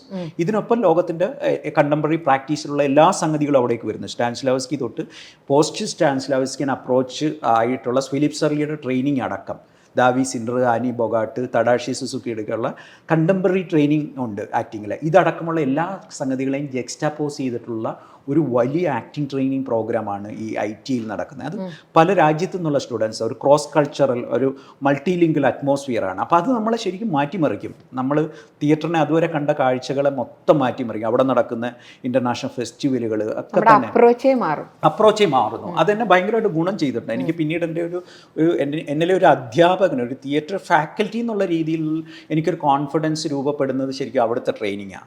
അല്ലെങ്കിൽ ഞാൻ ഒരിക്കലും ഈ രംഗത്തേക്ക് ഇറങ്ങില്ല. അതൊരു കോൺഫിഡൻസ് ആർജിക്കാതെ ഒരു കാരണവശാലും ഞാൻ ഈ തിയേറ്റർ ടീച്ചർ എന്നുള്ള രീതിയിൽ ഇറങ്ങിത്തിരിക്കില്ലായിരുന്നു. അത് കഴിഞ്ഞതോടുകൂടി നമുക്ക് തോന്നി I am capable enough to do this എന്ന് പറയുന്നൊരു സാധനത്തിലേക്ക് വരുന്നതാണ്. നേരത്തെ ചോദിച്ചുകൊണ്ട് വന്ന അതിനകത്ത് എനിക്കൊന്ന് എടുത്തു പറയേണ്ട ഒരു വ്യക്തിത്വമാണ് ഫിലിപ്പ് സർലി എന്ന് പറയുന്നത്. അദ്ദേഹത്തിൻ്റെ ട്രെയിനിങ് എന്ന് പറയുന്നത് ഒരു ഇൻ്റർകൾച്ചറൽ അപ്രോച്ചാണ്. കാരണം അവരൊക്കെ വർക്ക് ചെയ്യുന്ന അത്ര ഒരു കോണ്ടെക്സ്റ്റിലാണ്. പ്രധാനമായിട്ടും അതൊരു പ്രീ പെർഫോമേറ്റീവ് ട്രെയിനിങ്, ഒരു പെർഫോമൻസ് പ്രാക്ടീസ് അദ്ദേഹം കോൺസെൻട്രേറ്റ് ചെയ്യുന്നുണ്ട്. അതിന് അദ്ദേഹം ഏറ്റവും കൂടുതൽ ഡിപ്പെൻഡ് ചെയ്തത് കേരളത്തിൻ്റെ കളരിപ്പയറ്റാണ്. ബോഡി ബിക്കം ഓൾ ഐസ് എന്ന് പറയുന്നത്. അദ്ദേഹം 16 വർഷത്തോളം കേരളത്തിൽ വന്നും പോയും ഇവിടുത്തെ കളരിപ്പയറ്റിനെ കുറിച്ചും കഥകളിയെക്കുറിച്ചും പഠിച്ചിട്ടുണ്ട്. കഥകളെക്കുറിച്ചുള്ള ആദ്യത്തെ എനിക്കൊന്ന് വളരെ വലിയൊരു ടെക്സ്റ്റ് ഇംഗ്ലീഷിൽ എഴുതിയിരിക്കുന്ന അദ്ദേഹമാണ്. കളരിപ്പയറ്റിനെ കുറിച്ച് പറയുന്നത്. മരിക്കണേന് മുന്നത്തെ അദ്ദേഹത്തിന്റെ പെർഫോമൻസ് കൂടിയായിരുന്നു. പെർഫോമൻസ് അല്ല, അദ്ദേഹത്തിന്റെ അവസാനത്തെ വർക്ക്ഷോപ്പും. അതിനെക്കുറിച്ച് അദ്ദേഹം ലാസ്റ്റ് അദ്ദേഹത്തിന് മരണം അറിയാമായിരുന്നു. കാരണം അദ്ദേഹം അത്തരം ഒരു രോഗത്തെ, ക്യാൻസറിനെ ഫേസ് ചെയ്തുകൊണ്ടിരിക്കുന്ന സമയമായിരുന്നു. അപ്പോൾ അദ്ദേഹത്തിന് അറിയാമായിരുന്നു ഇനി അധികം സമയമില്ലാന്ന്. അപ്പോൾ അദ്ദേഹത്തിൻ്റെ സത്യത്തിൽ ഒരു വലിയ ഡ്രീമായിരുന്നു ഈ സർക്കിൾ പൂർത്തിയാക്കാൻ വേണ്ടി കേരളത്തിലേക്ക് വരിക എന്നാണ്. അതിന് സത്യത്തിൽ ഈ നിമിത്തമാകാൻ പറ്റി എന്നുള്ളത് എന്നെ സംബന്ധിച്ച് ജീവിതത്തിലെ ഏറ്റവും വലിയ, അതെ, സ്കൂൾ ഓഫ് ഡ്രാമയിൽ നമ്മൾ ഇറ്റ്ഫോക്കിലേക്ക് വരുന്നു, അതോടൊപ്പം സ്കൂൾ ഓഫ് ഡ്രാമയിലേക്ക് ആ വർക്ക്ഷോപ്പിനെ കണക്ട് ചെയ്യും. അദ്ദേഹത്തിൻ്റെ അവസാന വർക്ക്ഷോപ്പ് നടക്കുന്ന സ്കൂൾ ഓഫ് ഡ്രാമയിലാണ്. അദ്ദേഹത്തിൻ്റെ അവസാന ഷോ നടന്നത് ജോ ഷാപ്ലിൻ, കേറ്റോറേലി, അദ്ദേഹത്തിൻ്റെ വൈഫ്, ഇവരെല്ലാവരും കൂടെ വന്നിട്ട് ആ ഷോ ചെയ്യുന്നു. അങ്ങനെ എന്താ പറയുന്നത്, വല്ലാത്തൊരു അദ്ദേഹത്തിൻ്റെ അവസാനം എഴുതിയ ഫിനോമിനോളജി ഓഫ് ആക്ടിങ്ങിൻ്റെ ബുക്ക് എനിക്ക് അവിടെ ഇറ്റ്ഫോക്കിൽ പബ്ലിക്കിൽ വെച്ച് അദ്ദേഹം എനിക്ക് ഹാൻഡ് ഓവർ ചെയ്യുകയൊക്കെ ചെയ്തിട്ട് പോയിട്ടൊരു ഭയങ്കര ടച്ചിങ് നോട്ട് അദ്ദേഹം എഴുതി ആ സർക്കിൾ പൂർത്തിയാക്കാൻ സഹായിച്ചതിനെ കുറിച്ചൊക്കെ. അപ്പം എന്താ പറയുന്നത്, ആ ഏജിലും ആ സമയത്തും പ്രാക്ടീസ് അത്രയും എന്താ പറയുന്നത് ക്രിയേറ്റീവായിട്ടും പ്രാക്ടീസിനെ നിലനിർത്തിക്കൊണ്ട് ഇതാണ് നമ്മൾ പഠിക്കേണ്ടത്. നമ്മൾ പലപ്പോഴും ഇവിടെ ഒരു പർട്ടിക്കുലർ ഏജ് ഒക്കെ കഴിയുമ്പോഴേ റിട്ടയർമെന്റ്, ക്രിയേറ്റീവ് ആർട്ടിസ്റ്റ് ആയാൽ പോലും എന്താ അവരുടെ പ്രാക്ടീസൊക്കെ നിർത്തിയിട്ട് പിന്നെ അവാർഡ് കമ്മിറ്റികളിലും ഒക്കെ ഇരുന്ന് പിന്നെ ഉപദേശം കൊടുക്കലും പരിപാടി. ഇവരതല്ല, ഇവർ ഫ്ലോറിൽ ഇറങ്ങി പണിയെടുക്കും. ഇവന് ആ പെർഫോമൻസ് ഞാൻ കണ്ടിരുന്നു അന്ന്. അതെ, അത് തന്നെ എന്തോരം ഫിസിക്കൽ മൂവ്മെന്റ്സും. അതെ, it was A very mesmerising experience. അത് അദ്ദേഹം ആ സമയത്ത് ആഹാരം പോലും കഴിക്കാൻ പറ്റുന്നില്ല. അത്രയും ഹെൽത്ത് ഇഷ്യൂസ് നേരിട്ടുകൊണ്ടിരിക്കുന്നത് എനിക്ക് പേഴ്സണലി നന്നായിട്ട് അറിയാം. അത്രയും റെസ്റ്റ് വേണ്ടുന്ന സമയത്താണ് അത്രയും ചലഞ്ചിങ് ആയിട്ടുള്ള വേഷം ആ മനുഷ്യൻ വന്ന് ചെയ്തിട്ട്. അപ്പോൾ അത് എന്താ ഭയങ്കര വെരി ഇൻസ്പയറിങ്. നമ്മളെയൊക്കെ സംബന്ധിച്ച് തിയേറ്ററിൽ മുന്നോട്ട് കൊണ്ടുപോകാൻ പ്രേരിപ്പിച്ചത് ഇത്തരം വ്യക്തികളുമായിട്ടുള്ളൊരു സംസർഗമാണ്. ഇത്തരം മാസ്റ്റേഴ്സുമായിട്ട് ഇടപഴകാൻ കഴിഞ്ഞു എന്നുള്ളത് തന്നെയാണ്. ഇത് പറയുമ്പോൾ you came back from Singapore. Yes. And you did MPhilം Hyderabad പഠിച്ചു, സിംഗപ്പൂർ പഠിച്ചു, but you decided to come back to Kerala. Yes. Sometimes most of the time like ആളുകൾ NSTക്കോ അങ്ങോട്ടൊക്കെ പോകും. You could have stayed back in Singapore, പലതും ചെയ്തു. പക്ഷെ കേരളത്തിലേക്ക് തിരിച്ചു വരാൻ തീരുമാനിച്ചു. ആൻഡ് വളരെ സ്കൂൾ ഓഫ് ഡ്രാമ ഫോക്കസ് ചെയ്തിട്ട് തന്നെ അവിടെ അധ്യാപകനായി ഇപ്പോഴും തുടർന്നുകൊണ്ടിരിക്കുന്നു. അതിൻ്റെ ഒപ്പം തന്നെ നാടകങ്ങൾ കേരളത്തിൽ ചെയ്തുകൊണ്ടിരിക്കുന്നു. ആ ഡിസിഷൻ എന്തുകൊണ്ടായിരുന്നു? അതിൻ്റെ ആ ഡിസിഷൻ എപ്പോഴെങ്കിലും തെറ്റിപ്പോയി തോന്നിയിട്ടുണ്ടോ? തെറ്റിപ്പോയി എന്ന് വിഷമമുണ്ട്. വിഷമം എന്ന് പറഞ്ഞാൽ തിരിച്ചു വരണമെന്ന് ഞാൻ അദമ്യമായിട്ട് ആഗ്രഹിച്ചു. കാരണം തിരിച്ചു വന്നില്ലായിരുന്നെങ്കിൽ ഒരുപക്ഷെ തിയേറ്റർ മേക്കർ എന്നുള്ള രീതിയിൽ എനിക്ക് സാറ്റിസ്ഫാക്ഷൻ കിട്ടില്ല. കാരണം ഞാൻ സിംഗപ്പൂർ കഴിഞ്ഞ ഉടനെ തന്നെ എനിക്ക് ഹൈദരാബാദിൽ ഓപ്പർച്യൂണിറ്റി, ഹൈദരാബാദ് സെൻട്രൽ യൂണിവേഴ്സിറ്റി 2 വർഷം ഞാൻ ഗസ്റ്റായിട്ട് വർക്ക് ചെയ്തു. പക്ഷേ നമ്മുടെ തിരിച്ച് നമുക്ക് തിയേറ്റർ ശരിക്ക് ചെയ്യാൻ നമുക്ക് നമ്മുടെ മാതൃഭാഷയിലേക്ക് തന്നെ വരണം. കാരണം അതിൻ്റെ റൂട്ട് കിടക്കുന്ന അവിടെ നമുക്കത് ചെയ്യാൻ കഴിയാതെ ലോകത്തിൻ്റെ ഏത് കോണിൽ പോയി ചെയ്തിട്ട് നമുക്ക് സാറ്റിസ്ഫാക്ഷൻ കിട്ടില്ല. അപ്പം ആ ഒരൊറ്റ റീസണാണ് എനിക്ക് എൻ്റെ ഞാൻ ജനിച്ചു വളർന്ന സ്ഥലത്ത്, എൻ്റെ സംസ്കാരമുള്ള സ്ഥലത്ത് വന്ന് തിയേറ്റർ ചെയ്യാമെന്ന് പറയുന്നത് അത് എനിക്കൊന്ന് ഏതൊരു മനുഷ്യനും ആഗ്രഹിക്കുന്ന. ഭാഗ്യവശാൽ എനിക്കതിന് പറ്റുന്ന രീതി. കാരണം തിയേറ്റർ ചെയ്യാനെന്നും പറഞ്ഞ് എനിക്ക് ഓടി വരാൻ പറ്റില്ല. വരാൻ പറ്റുന്ന ഒരു അന്തരീക്ഷമേ അല്ല കേരളം. കാരണം നമ്മളത് തിരിച്ചറിഞ്ഞു. കാരണം ഞാൻ ഇവിടുന്ന് പോകുന്ന സമയത്ത് തിയേറ്ററിൽ നിന്ന് ഞാൻ ടെലിവിഷൻ മേഖലയിലോട്ട് പോയ ആളാണ്. അമൃത ചാനലിൽ ഏകദേശം 1 വർഷത്തോളം ഞാനവിടെ പ്രോഗ്രാമിൽ വർക്ക് ചെയ്തുകൊണ്ടിരുന്ന സമയത്താണ് സിംഗപ്പൂരിലേക്ക് പോകാനായിട്ട് തീരുമാനമെടുക്കുന്നത്. അപ്പം നമുക്കറിയാം ഒരു ഫ്രീലാൻസ് ആർട്ടിസ്റ്റ് എന്നുള്ള രീതിയിൽ കേരളത്തിൽ സർവൈവ് ചെയ്യൽ ഈസിയല്ല. പക്ഷേ നമുക്ക് ഇഷ്ടമുള്ള പ്രൊഫഷൻ ചെയ്തുകൊണ്ട് നിൽക്കാനായിട്ട് ഒരു ജോലി ആവശ്യമാണ്. ആ ജോലി കൃത്യമായിട്ട് എനിക്ക് ആ സമയത്ത് കിട്ടി എന്നുള്ളതാണ്. School of drama and fine ആർട്സിൽ അസിസ്റ്റൻറ്റ് പ്രൊഫസറായിട്ട് ഈ പറയുന്ന നമുക്ക് 2010 നിയമനം കിട്ടുന്നതോട് കൂടിയിട്ട് പിന്നെ എനിക്കൊന്നും നോക്കാനില്ല. എൻ്റെ റൂട്ടിലേക്ക് തിരിച്ചു വരിക എന്ന് പറയുന്നത് അത് ശമ്പളം വരുന്നു. അതോടൊപ്പം തന്നെ ഞാൻ അവിടെ ഒതുങ്ങിക്കൂടിയില്ല. ഞാൻ ഒതുങ്ങിക്കൂടാൻ കാരണം എന്നിലെ ആർട്ടിസ്റ്റിന് അത് കഴിയില്ല. ഞാൻ അവിടെ നിന്നുകൊണ്ട് തന്നെ ഞാൻ ഈ പറയുന്ന കണക്ക് തന്നെ എൻ്റെ ഡ്രീമുകൾ പൂർത്തീകരിക്കാൻ എനിക്ക് ഭയങ്കര ആഗ്രഹമാണ്. വേൾഡ് ടൂർ പഠിച്ചു തുടങ്ങിയപ്പോഴത്തുള്ളൊരു ആഗ്രഹമാണ് തിയേറ്റർ കൊണ്ട് ഇങ്ങനെ ടൂർ ചെയ്തുകൊണ്ട്. ശരിക്കും എനിക്കൊരു പെർമനൻറ്റ് ജോലിയേക്കാൾ ഇഷ്ടമുള്ള പരിപാടി അതാണ്. പക്ഷേ ഇത് നിന്നുകൊണ്ട് ഞാൻ ജോലിയിൽ നിന്നുകൊണ്ട് തന്നെ ഞാൻ ബ്രേക്ക് എടുത്തത് സാധ്യമാക്കി. അല്ല, പഠിച്ചുകൊണ്ടിരിക്കുമ്പോഴും നിങ്ങൾ ജപ്പാനിൽ പോയി. ആ സമയത്ത് അന്ന് തൊട്ടാണ് ആ ആഗ്രഹം തീവ്രമായി തുടങ്ങുന്നത് നമ്മൾ. പക്ഷേ ഭാഗ്യവശാൽ എനിക്ക് എന്താണ് കേരളത്തിൻ്റെ തിയേറ്ററിൽ വളരെ കൃത്യമായിട്ട് എൻഗേജ് ചെയ്യാം. പല കപ്പാസിറ്റിയിൽ ഇറ്റ്ഫോക്കിൽ ഈ പറയുന്ന കണക്ക് ടെക്നിക്കൽ ഡയറക്ടറായിട്ട് ഒരു 5 വർഷം. അതെല്ലാം ഇവിടുത്തെ ഒരു തിയേറ്ററിൻ്റെ ബെറ്റർമെൻറ്റ് ആഗ്രഹിച്ചുകൊണ്ടാണ്. എനിക്ക് ഒരു അധ്യാപകനായിട്ട് ഒതുങ്ങിക്കൂടാ. അതല്ല, നമ്മൾ കേരള തിയേറ്ററിൻ്റെ ഒരു ടോട്ടൽ ഡെവലപ്മെൻറ്റ് ഉണ്ടായാൽ മാത്രമേ നമുക്ക് അവിടെ പഠിച്ചിറങ്ങുന്ന കുട്ടികൾക്ക് അതിനൊരു സ്പേസ് ഉണ്ടാകത്തുള്ളൂ. അത് കേരള തിയേറ്ററിൽ ഈ പറയുന്ന ഇത് ആഗ്രഹിക്കുന്ന മനുഷ്യർക്ക്, ഒരു ബെറ്റർ തിയേറ്റർ ആഗ്രഹിക്കുന്ന മനുഷ്യർക്ക് അത്തരത്തിലുള്ള ഒരു എൻവയോൺമെൻറ്റ് ക്രിയേറ്റ് ചെയ്യണം. പക്ഷേ അത് എന്നെപ്പോലുള്ള ആൾ അത് ഇറങ്ങിക്കഴിഞ്ഞപ്പോഴാണ് എത്രത്തോളം ഹെൽപ്ലെസ് ആണെന്ന് ഞാൻ മനസ്സിലാവുന്നത്. കാരണം നമുക്ക് എത്തിപ്പിടിക്കാൻ പറ്റുന്നതിനൊക്കെ അപ്പുറത്തേക്കാണ് ഇവിടുത്തെ ഒരു രാഷ്ട്രീയ പരിസരവും ഇവിടുത്തെ നിയമ സംവിധാനങ്ങളും ഇവിടുത്തെ റെഡ് ടേപ്സും ഒക്കെ നമ്മൾ വിചാരിച്ചാൽ മറികടക്കാൻ പറ്റുന്നില്ല. നമുക്ക് ചെറിയ രീതിയിൽ ഇത്തരത്തിൽ ശബ്ദമുയർത്തിക്കൊണ്ടും കോൺട്രിബ്യൂഷൻ ചെയ്തുകൊണ്ടിരിക്കാവുന്നുള്ളത് മാത്രമുള്ള പറ്റുമെന്നുള്ളത് ഒരു നിസ്സഹായാവസ്ഥ നമ്മളെ വല്ലാണ്ട് അലട്ടുന്നുണ്ട്. കാരണം ഇത്രയും കാലമായിട്ട് 2025 കേരളത്തിൽ മര്യാദയ്ക്ക് നാടകം കളിക്കാനുള്ള സ്പേസുകൾ രൂപപ്പെട്ടിട്ടില്ല. ആർട്ടിസ്റ്റ് ഫ്രണ്ട്ലി ആയിട്ടുള്ള, ഓഡിയൻസ് ഫ്രണ്ട്ലി ആയിട്ടുള്ള, കൺവീനിയൻ്റ് ആയിട്ടുള്ള തിയേറ്റർ സ്പേസുകൾ കേരളത്തിലില്ല. അത് തന്നെയാണ് ഏറ്റവും വലിയ ട്രാജഡി. അത് പ്രൈവറ്റായിട്ട് ആരെങ്കിലുമൊക്കെ സ്പേസസ് ഉണ്ടാക്കിയതല്ല. അത്തരത്തിലുള്ള 1-2 കക്ഷികൾ ഉണ്ടാക്കുന്നതുകൊണ്ട് അതിപ്പോഴും ആളുകൾ ശ്രമിക്കുന്നത്. അതിനപ്പുറത്തേക്ക് ശരിക്കും പബ്ലിക് പ്രോപ്പർട്ടി എന്ന് പറയാവുന്ന രീതിയിലുള്ള ഐഡിയൽ സ്പേസുകൾ നമുക്ക് ഇതുവരെ രൂപപ്പെട്ടിട്ടില്ല. 1-2 സ്പേസുകൾ ഇപ്പോൾ സംഗീത നാടകം റീജിയണൽ തിയേറ്റർ പോലുണ്ട്. അതൊന്നും നല്ല സ്പേസാണെന്ന് പറയാൻ പറ്റില്ല. ആകെ 10-600 പേർക്ക് കഷ്ടിച്ചിരിക്കാൻ പറ്റുന്ന, നമുക്ക് സ്റ്റേറ്റിൻ്റെ പ്രൗഡ് എന്ന് പറയാൻ പറ്റുന്ന രീതിയിലേക്കുള്ള ഒരു 4-5 തിയേറ്ററെങ്കിലും കേരളത്തിൻ്റെ പല ജില്ലകളിലായിട്ട് രൂപപ്പെടണം. എന്നാൽ മാത്രമേ ഇതിനൊരു കണ്ടിന്യൂറ്റി ഉണ്ട്, ഒരു സ്ഥിരം നാടകവേദി എന്നുള്ള രീതിയിലുള്ള ഒരു കണ്ടിന്യൂറ്റി ഉണ്ടാവും. അത് ഇതുവരെ രൂപപ്പെട്ടിട്ടില്ല എന്നുള്ളത് ഒരു വലിയ ട്രാജഡിയാണ്. പക്ഷേ എന്നെ സംബന്ധിച്ച് കേരളത്തിലേക്ക് തിരിച്ചു വന്നതിൽ ഖേദമില്ലെന്ന് പറഞ്ഞാൽ എനിക്ക് കണ്ടിന്യൂസ് ആയിട്ട് തിയേറ്ററിൻ്റെ അക്കാഡമിക്സിലും അതോടൊപ്പം തന്നെ പാരലായിട്ട് കേരളത്തിൻ്റെ വിവിധ ഭാഗങ്ങളുള്ള തിയേറ്റർ പ്രൊജക്റ്റുകളിലും പല കപ്പാസിറ്റിയിൽ ടെക്നിക്കൽ ഡയറക്ടർ എന്നുള്ള രീതിയിൽ, സംവിധായകൻ എന്നുള്ള രീതിയിൽ, ജൂറി എന്നുള്ള രീതിയിൽ, അതിനൊക്കെ വർക്ക്ഷോപ്പുകൾ ഒട്ടനവധി സ്ഥലങ്ങളിൽ ഈ പറയുന്ന കണക്ക് തിയേറ്റർ പഠിപ്പിക്കാൻ കഴിയുന്നുണ്ട്. അതൊരു വലിയ ഒരു സന്തോഷം നൽകുന്ന കാര്യമായിട്ട് തന്നെ ഞാൻ എടുക്കുന്നുണ്ട്. ഇത് പറയുമ്പോൾ ഇറ്റ്ഫോക്കിനെ പറ്റി ചോദിക്കട്ടെ. തീർച്ചയായിട്ടും. അപ്പം ഇറ്റ്ഫോക്ക് കഴിഞ്ഞ കുറച്ച് നാളായിട്ട് എപ്പോഴും എല്ലാ വർഷവും ഇറ്റ്ഫോക്ക് ആവുന്ന സമയമാകുമ്പോഴത്തേക്കും ഒരു ഫണ്ട് പ്രശ്നമൊക്കെ പറയുന്നുണ്ട്. പക്ഷേ ഇറ്റ്ഫോക്ക് ആണല്ലോ നമുക്ക് ഒരു ഇൻ്റർനാഷണൽ സെനാറിയോയിൽ നിന്നുള്ള തിയേറ്ററുകളെ നമ്മുടെ നാട്ടിലേക്ക് കൊണ്ടുവരികയും അത് കൃത്യമായിട്ട് ആളുകളിലേക്ക് എത്തിക്കാനുള്ളൊരു സ്പേസും ഒക്കെ. IFFK അങ്ങനെ ഒരു ബുദ്ധിമുട്ടുള്ളതായിട്ട് എനിക്ക് തോന്നിയിട്ടില്ല. ഫണ്ടില്ല എന്ന് പറയുന്ന ഒരു കാരണം കൊണ്ട് ഇക്കൊല്ലം IFFK നമ്മൾ മാറ്റി വെക്കണം.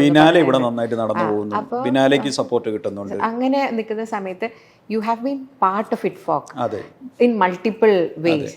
ഇറ്റ്ഫോക്കിന്റെ ഒരു കോൺട്രിബ്യൂഷൻ ടു കേരള, ഇറ്റ്ഫോക്ക് വന്നപ്പോൾ ഉണ്ടായിരുന്ന ഒരു വിഷൻ, അതിനുശേഷം ഇറ്റ്ഫോക്ക് ഇപ്പോൾ എത്തി നിൽക്കുന്ന ഒരു സ്പേസ് എങ്ങനെയാണ്? ഇറ്റ്ഫോക്കിന് ഈ പറയുന്ന നമുക്ക് വളർച്ചയും തളർച്ചയും ഒക്കെ അത് ക്വൈറ്റ് നാച്ചുറലാണ്. അതിനകത്ത് സംശയമില്ല. നമുക്കറിയാം തുടങ്ങിയതിൽ നിന്ന് ഇറ്റ്ഫോക്ക് വളരെ ദൂരം സഞ്ചരിച്ചു കഴിഞ്ഞു. അത് കേരളത്തിൻ്റെ തിയേറ്റർ സങ്കല്പത്തിൽ വലിയ മാറ്റം ഉണ്ടാക്കും. അതിൻ്റെ മാറ്റങ്ങൾ ഇനി കാണാൻ പോകുന്നില്ല. അത് ഇനി വരുന്ന തലമുറയാണ് അതിൻ്റെ ഏറ്റവും നല്ല രീതിയിൽ അതിനെ പ്രയോജനപ്പെടുത്താൻ പോകുന്നത്. ഒരുപക്ഷെ നമ്മൾ ഇതുവരെ ഈ പറയുന്ന കേരളത്തിലെ നാടക സംഘങ്ങളൊന്നും വേണ്ട രീതിയിലുള്ള ടൂറിങ്, ഇത്രയും നാടകങ്ങൾ ഇവിടേക്ക് വന്നു തുടങ്ങി, ഇതുവരെ നമ്മളത് കണ്ടു തുടങ്ങി. ഇനി നിങ്ങളിത് കാണാൻ പോവുകയാണ്. ഒരു പക്ഷേ വിത്തിൻ 4-5 ഇയേഴ്സ് നോക്കിക്കോ നമ്മൾ കേരളത്തിൽ നിന്നുള്ള പല ഗ്രൂപ്പുകളും ഇൻ്റർനാഷണൽ ലെവലിൽ ടൂർ ചെയ്യാൻ പോവുകയാണ്. അതിനേക്കുള്ള സ്റ്റെപ്പുകൾ പല ആളുകളും തുടങ്ങിക്കഴിഞ്ഞു. ഇപ്പോൾ തന്നെ റീസെൻ്റായിട്ട് ഈ പറയുന്ന കണക്ക് ഒരു നാടകം റഷ്യയിൽ പോയി കളിച്ചു. അത്തരത്തിലുള്ള ചെറിയ മുമ്പ് അത് ദീർഘകാലമായിട്ടുള്ള ഒരു അനുഭവ പരിസരത്തിലാണ് അവരത് പോയിക്കൊണ്ടിരിക്കുന്നത്. പക്ഷേ ഇനി വരുന്ന പുതിയ തിയേറ്റർ മേക്കേഴ്സിനും പോകാൻ പറ്റുന്ന രീതിയിലേക്കുള്ള ഒരു പ്ലാറ്റ്ഫോം അത് ഇറ്റ്ഫോക്കാണ് സൃഷ്ടിച്ചുകൊണ്ടിരിക്കുന്നത്. കാരണം ഇറ്റ്ഫോക്കിൽ കാലാകാലങ്ങളായിട്ട് വർക്ക് ചെയ്തുകൊണ്ടിരിക്കുന്ന ഒട്ടനവധി നാടക വിദ്യാർത്ഥികളുണ്ട്. നാടക വിദ്യാർത്ഥി എന്ന ഇൻസ്റ്റിറ്റ്യൂഷനിൽ പഠിക്കുന്നവർ മാത്രമല്ല ഞാൻ പറയുന്നത്, നാടകം നന്നായിട്ട് മനസ്സിലാക്കാൻ ആഗ്രഹിക്കുന്ന ആളുകളെല്ലാം നാടക വിദ്യാർത്ഥികളാണ്. അത് അമച്ചർ നാടകരംഗത്ത് നിൽക്കുന്നവരായാലും പ്രൊഫഷണൽ നാടകരംഗത്ത് നിൽക്കുന്നവരായാലും നാടക വിദ്യാർത്ഥികളായാലും അത്തരത്തിലുള്ള നാടക പഠിതാക്കളുടെ ഒരു സംഘം ലോക നാടകവേദി എന്താണെന്ന് മുൻപുള്ളതിനേക്കാൾ നന്നായിട്ട് മനസ്സിലാക്കി തുടങ്ങിയത്. അതിനുള്ള ഒരു പ്രധാന കാരണം ഇറ്റ്ഫോക്കാണ്. പക്ഷേ ഇറ്റ്ഫോക്കിൻ്റെ പോളിസി മേക്കിംഗ് പലപ്പോഴും ഭയങ്കര വീഴ്ചകൾ വന്നിട്ടുണ്ട്. ചില കാലങ്ങളിലൊക്കെ ഈ പറയുന്ന കണക്ക് കൃത്യമായിട്ടുള്ള ഫണ്ടിങ് കണ്ടിന്യൂസ് ആയിട്ട് ഒരു സ്റ്റേബിൾ ഫണ്ടിങ് ഇതുവരെ ഇതിന് ഇപ്പോൾ കൊടുത്തുകൊണ്ടിരിക്കുന്ന ഫണ്ടിങ് എന്ന് പറഞ്ഞാൽ ഭയങ്കര കുറവാണ്. കാരണം ഇതൊരിക്കലും ഒരു പാഴാണെന്ന് ചിന്തിക്കരുത്. ഇതിങ്ങനെ കൊടുക്കുന്നത് എന്തോ. കാരണം ഈ ഫിലിം ഫെസ്റ്റിവൽ നടത്തുന്നതിനേക്കാൾ ഇരട്ടി തുക ഇൻവെസ്റ്റ് ചെയ്യേണ്ട ഒരു ഇടമാണ് ഇതെന്ന് പറയുന്നത്. ഫിലിമെന്ന് പറഞ്ഞാൽ കൊണ്ടുവരാൻ എളുപ്പമാണ്. അവിടെ ആഘോഷങ്ങൾക്ക് അടക്കം എത്ര രൂപയാണ് അവർ ചിലവഴിച്ചുകൊണ്ടിരിക്കുന്നത്. അപ്പം ഇത്രയും ഇപ്പോൾ ലോകത്ത് ഏറ്റവും കൂടുതൽ നമ്മൾ കേട്ട് കഴിഞ്ഞാൽ ഏറ്റവും ശ്രദ്ധേയമായിട്ടൊരു ഓരോ രാജ്യത്തിൻ്റെ ഇപ്പം ഫ്രഞ്ചിൽ നമുക്ക് അവഗ്നോൺ ഫെസ്റ്റിവൽ, അല്ലെങ്കിൽ ഫ്രിഞ്ച് ഫെസ്റ്റിവൽ, എഡിൻബറോ ഫെസ്റ്റിവൽ, ഇപ്പോൾ ലോകത്തെ ഏറ്റവും വലിയ ഫെസ്റ്റിവൽ എന്ന് കേൾക്കുന്നത് നമ്മൾ ശരിക്കും പറഞ്ഞു കഴിഞ്ഞാൽ ഫിലിം ഫെസ്റ്റിവലിനേക്കാൾ വളരെ പ്രൗഢിയോട് നമ്മൾ കേൾക്കുന്ന ഫെസ്റ്റിവൽ നാടക ഫെസ്റ്റിവലുകളാണ്. അപ്പോൾ ആ രീതിയിൽ ലോക ശ്രദ്ധയിലേക്ക് കൊണ്ടുവരാൻ പറ്റുന്ന ഒരു വലിയ ഫെസ്റ്റിവലിൻ്റെ ഒരു സ്ട്രക്ചർ നമ്മുടെ ഇറ്റ്ഫോക്കിനുണ്ട്. കാരണം അത്രയും ജനകീയമായി വന്നുപോയിട്ടുള്ള ആളുകളെല്ലാം പറഞ്ഞു. ഇപ്പോൾ ഭാരത് രംഗ മഹോത്സവം കഴിഞ്ഞു കഴിഞ്ഞാൽ ഭാരത് രംഗ മഹോത്സവത്തിന് ഇത്തരത്തിലുള്ളൊരു ജനകീയ പങ്കാളിത്തമില്ല, ഓഡിയൻസ് പാർട്ടിസിപ്പേഷൻ ഇല്ല. അപ്പോൾ ജനങ്ങളുടെ ഇത്രയും പാർട്ടിസിപ്പേഷൻ വരും, അതും ഗൗരവമേറിയ ഒരു ജനത, നാടകത്തെ ഗൗരവത്തോട് സമീപിക്കുന്ന ഒരു ജനത തടിച്ചു കൂടുന്ന ഒരു വലിയ ഇടമായിട്ട് കേരളത്തിൻ്റെ ഈ ഫെസ്റ്റിവൽ വേറൊരു സംസ്ഥാനത്തിനും അവകാശപ്പെടാൻ പറ്റില്ല. അപ്പോൾ അതൊക്കെ സത്യത്തിൽ പറഞ്ഞാൽ നമ്മൾ അപ്രീഷിയേറ്റ് ചെയ്യണം. അതിൻ്റെ വിഷണറീസ് ആയിട്ടുള്ള മുഴുവൻ തുടങ്ങി വെച്ച എല്ലാ മനുഷ്യരെയും നമ്മൾ അഭിനന്ദിക്കുകയും അവരെ ആദരവോടുകൂടി നോക്കിക്കാണുന്നതാണ്. പക്ഷേ ചില കാലങ്ങളിലെങ്കിലും വേണ്ട രീതിയിൽ ഇതിനെ വളർത്താൻ കഴിഞ്ഞിട്ടില്ല. അപ്പോൾ അതൊരു വലിയ പോരായ്മയായിട്ട് നമുക്ക് തോന്നിയിട്ടുണ്ട്. പക്ഷേ എന്നാൽ പോലും ഈ നിരാശകൾക്കിടയിൽ പോലും ഇറ്റ്ഫോക്ക് ഒരു വലിയ പ്രതീക്ഷയാണ്. ഇന്ത്യൻ നാടകവേദിയിൽ ഒരുപക്ഷെ മലയാള നാടകവേദിക്ക് നാളെ ഒരു കാലത്ത് തലയുയർത്തിപ്പിടിച്ച് നിൽക്കാൻ പറ്റുന്ന രീതിയിലേക്ക് ഈ ഫെസ്റ്റിവൽ മാറുമെന്നുള്ള കാര്യത്തിൽ സംശയമില്ല. അതിനുള്ള എല്ലാ കാര്യങ്ങളും ഇപ്പോൾ ഈ വർഷം എനിക്ക് തോന്നുന്നു കുറേയും കൂടെ മെച്ചപ്പെട്ട രീതിയിൽ നടക്കാൻ വേണ്ടിയിട്ട് വളരെ നേരത്തെ തന്നെ ഒരു ഫെസ്റ്റിവൽ ഡയറക്ടറേറ്റിനെ അവർ അപ്പോയിൻറ്റ് ചെയ്തിട്ടുണ്ട്. ഭാഗ്യവശാൽ ഞാനും ഇപ്രാവശ്യം അതിനകത്തുണ്ട്. ഇപ്പോഴത്തെ ഒരു സൂചന വെച്ചിട്ട് എനിക്ക് തോന്നുന്നു ഇപ്രാവശ്യം ഒരു നല്ല ഫെസ്റ്റിവലിനുള്ള സാധ്യത കാണുന്നുണ്ട്. കാരണം വളരെ നേരത്തെ തുടങ്ങിയതുകൊണ്ട് തന്നെ കുറേ നല്ല പ്ലേകൾ ഐഡൻറ്റിഫൈ ചെയ്യാൻ ഞങ്ങൾക്ക് കഴിയുന്നുണ്ട്. അപ്പോൾ ഫെസ്റ്റിവലിന് മുഖച്ഛായ നേരും മാറും. പക്ഷേ ഇതിനകത്ത് നേരിടുന്ന ഏറ്റവും വലിയ പ്രശ്നം എന്ന് പറഞ്ഞാൽ ഫണ്ടാണ്. ഈ ഫണ്ട് വെച്ച് ഈ ഫെസ്റ്റിവൽ നടത്താൻ പറ്റില്ല. കാരണം ഓരോ സംഘവും 10-14 പേരടങ്ങുന്ന ഒരു സംഘം ഒരു രാജ്യത്ത് നിന്ന് ഇവിടെ വന്ന് പോകണമെന്ന് വേണ്ടി വരുന്ന തുക എത്രയാണ്, അതിൻ്റെ പിന്നിലുള്ള മനുഷ്യാധ്വാനം എത്രയാണ്. സിനിമയാകുമ്പോൾ അതിനകത്ത് നിന്നുള്ള ഡയറക്ടറോ അല്ലെങ്കിൽ മതി, ആക്ടറോ ഒരു മെയിൻ ആക്ടറോ വന്നു കഴിഞ്ഞാൽ പിന്നെ അവർക്ക് സെൻഡ് ചെയ്യാം. സിനിമ കൊണ്ടുവരേണ്ട ബുദ്ധിമുട്ടില്ല, ഒരു പ്രോപ്പർട്ടിയും കൊണ്ടുവരേണ്ട, കഴിഞ്ഞു. നെറ്റതല്ല. അപ്പോൾ എന്താണ് ശരിക്കും ഫിലിം ഫെസ്റ്റിവലിന് കൊടുക്കുന്നതിനേക്കാൾ 10 മടങ്ങ് കിട്ടിക്കഴിഞ്ഞാൽ ഒരു 10 കോടിയെങ്കിലും മിനിമം കൊടുത്താലാണ് ശരിക്കും പറഞ്ഞാൽ നമുക്കൊരു സ്റ്റാൻഡേർഡ്. 10 കോടിയൊന്നും ഒന്നും അല്ല അതിനകത്ത്. എന്നാൽ മാത്രമേ നല്ലൊരു ഫെസ്റ്റിവൽ നടത്താൻ പറ്റും. ഇപ്പോൾ എനിക്കൊന്ന് 3 കോടിയാണ് അനുവദിക്കുന്നത്.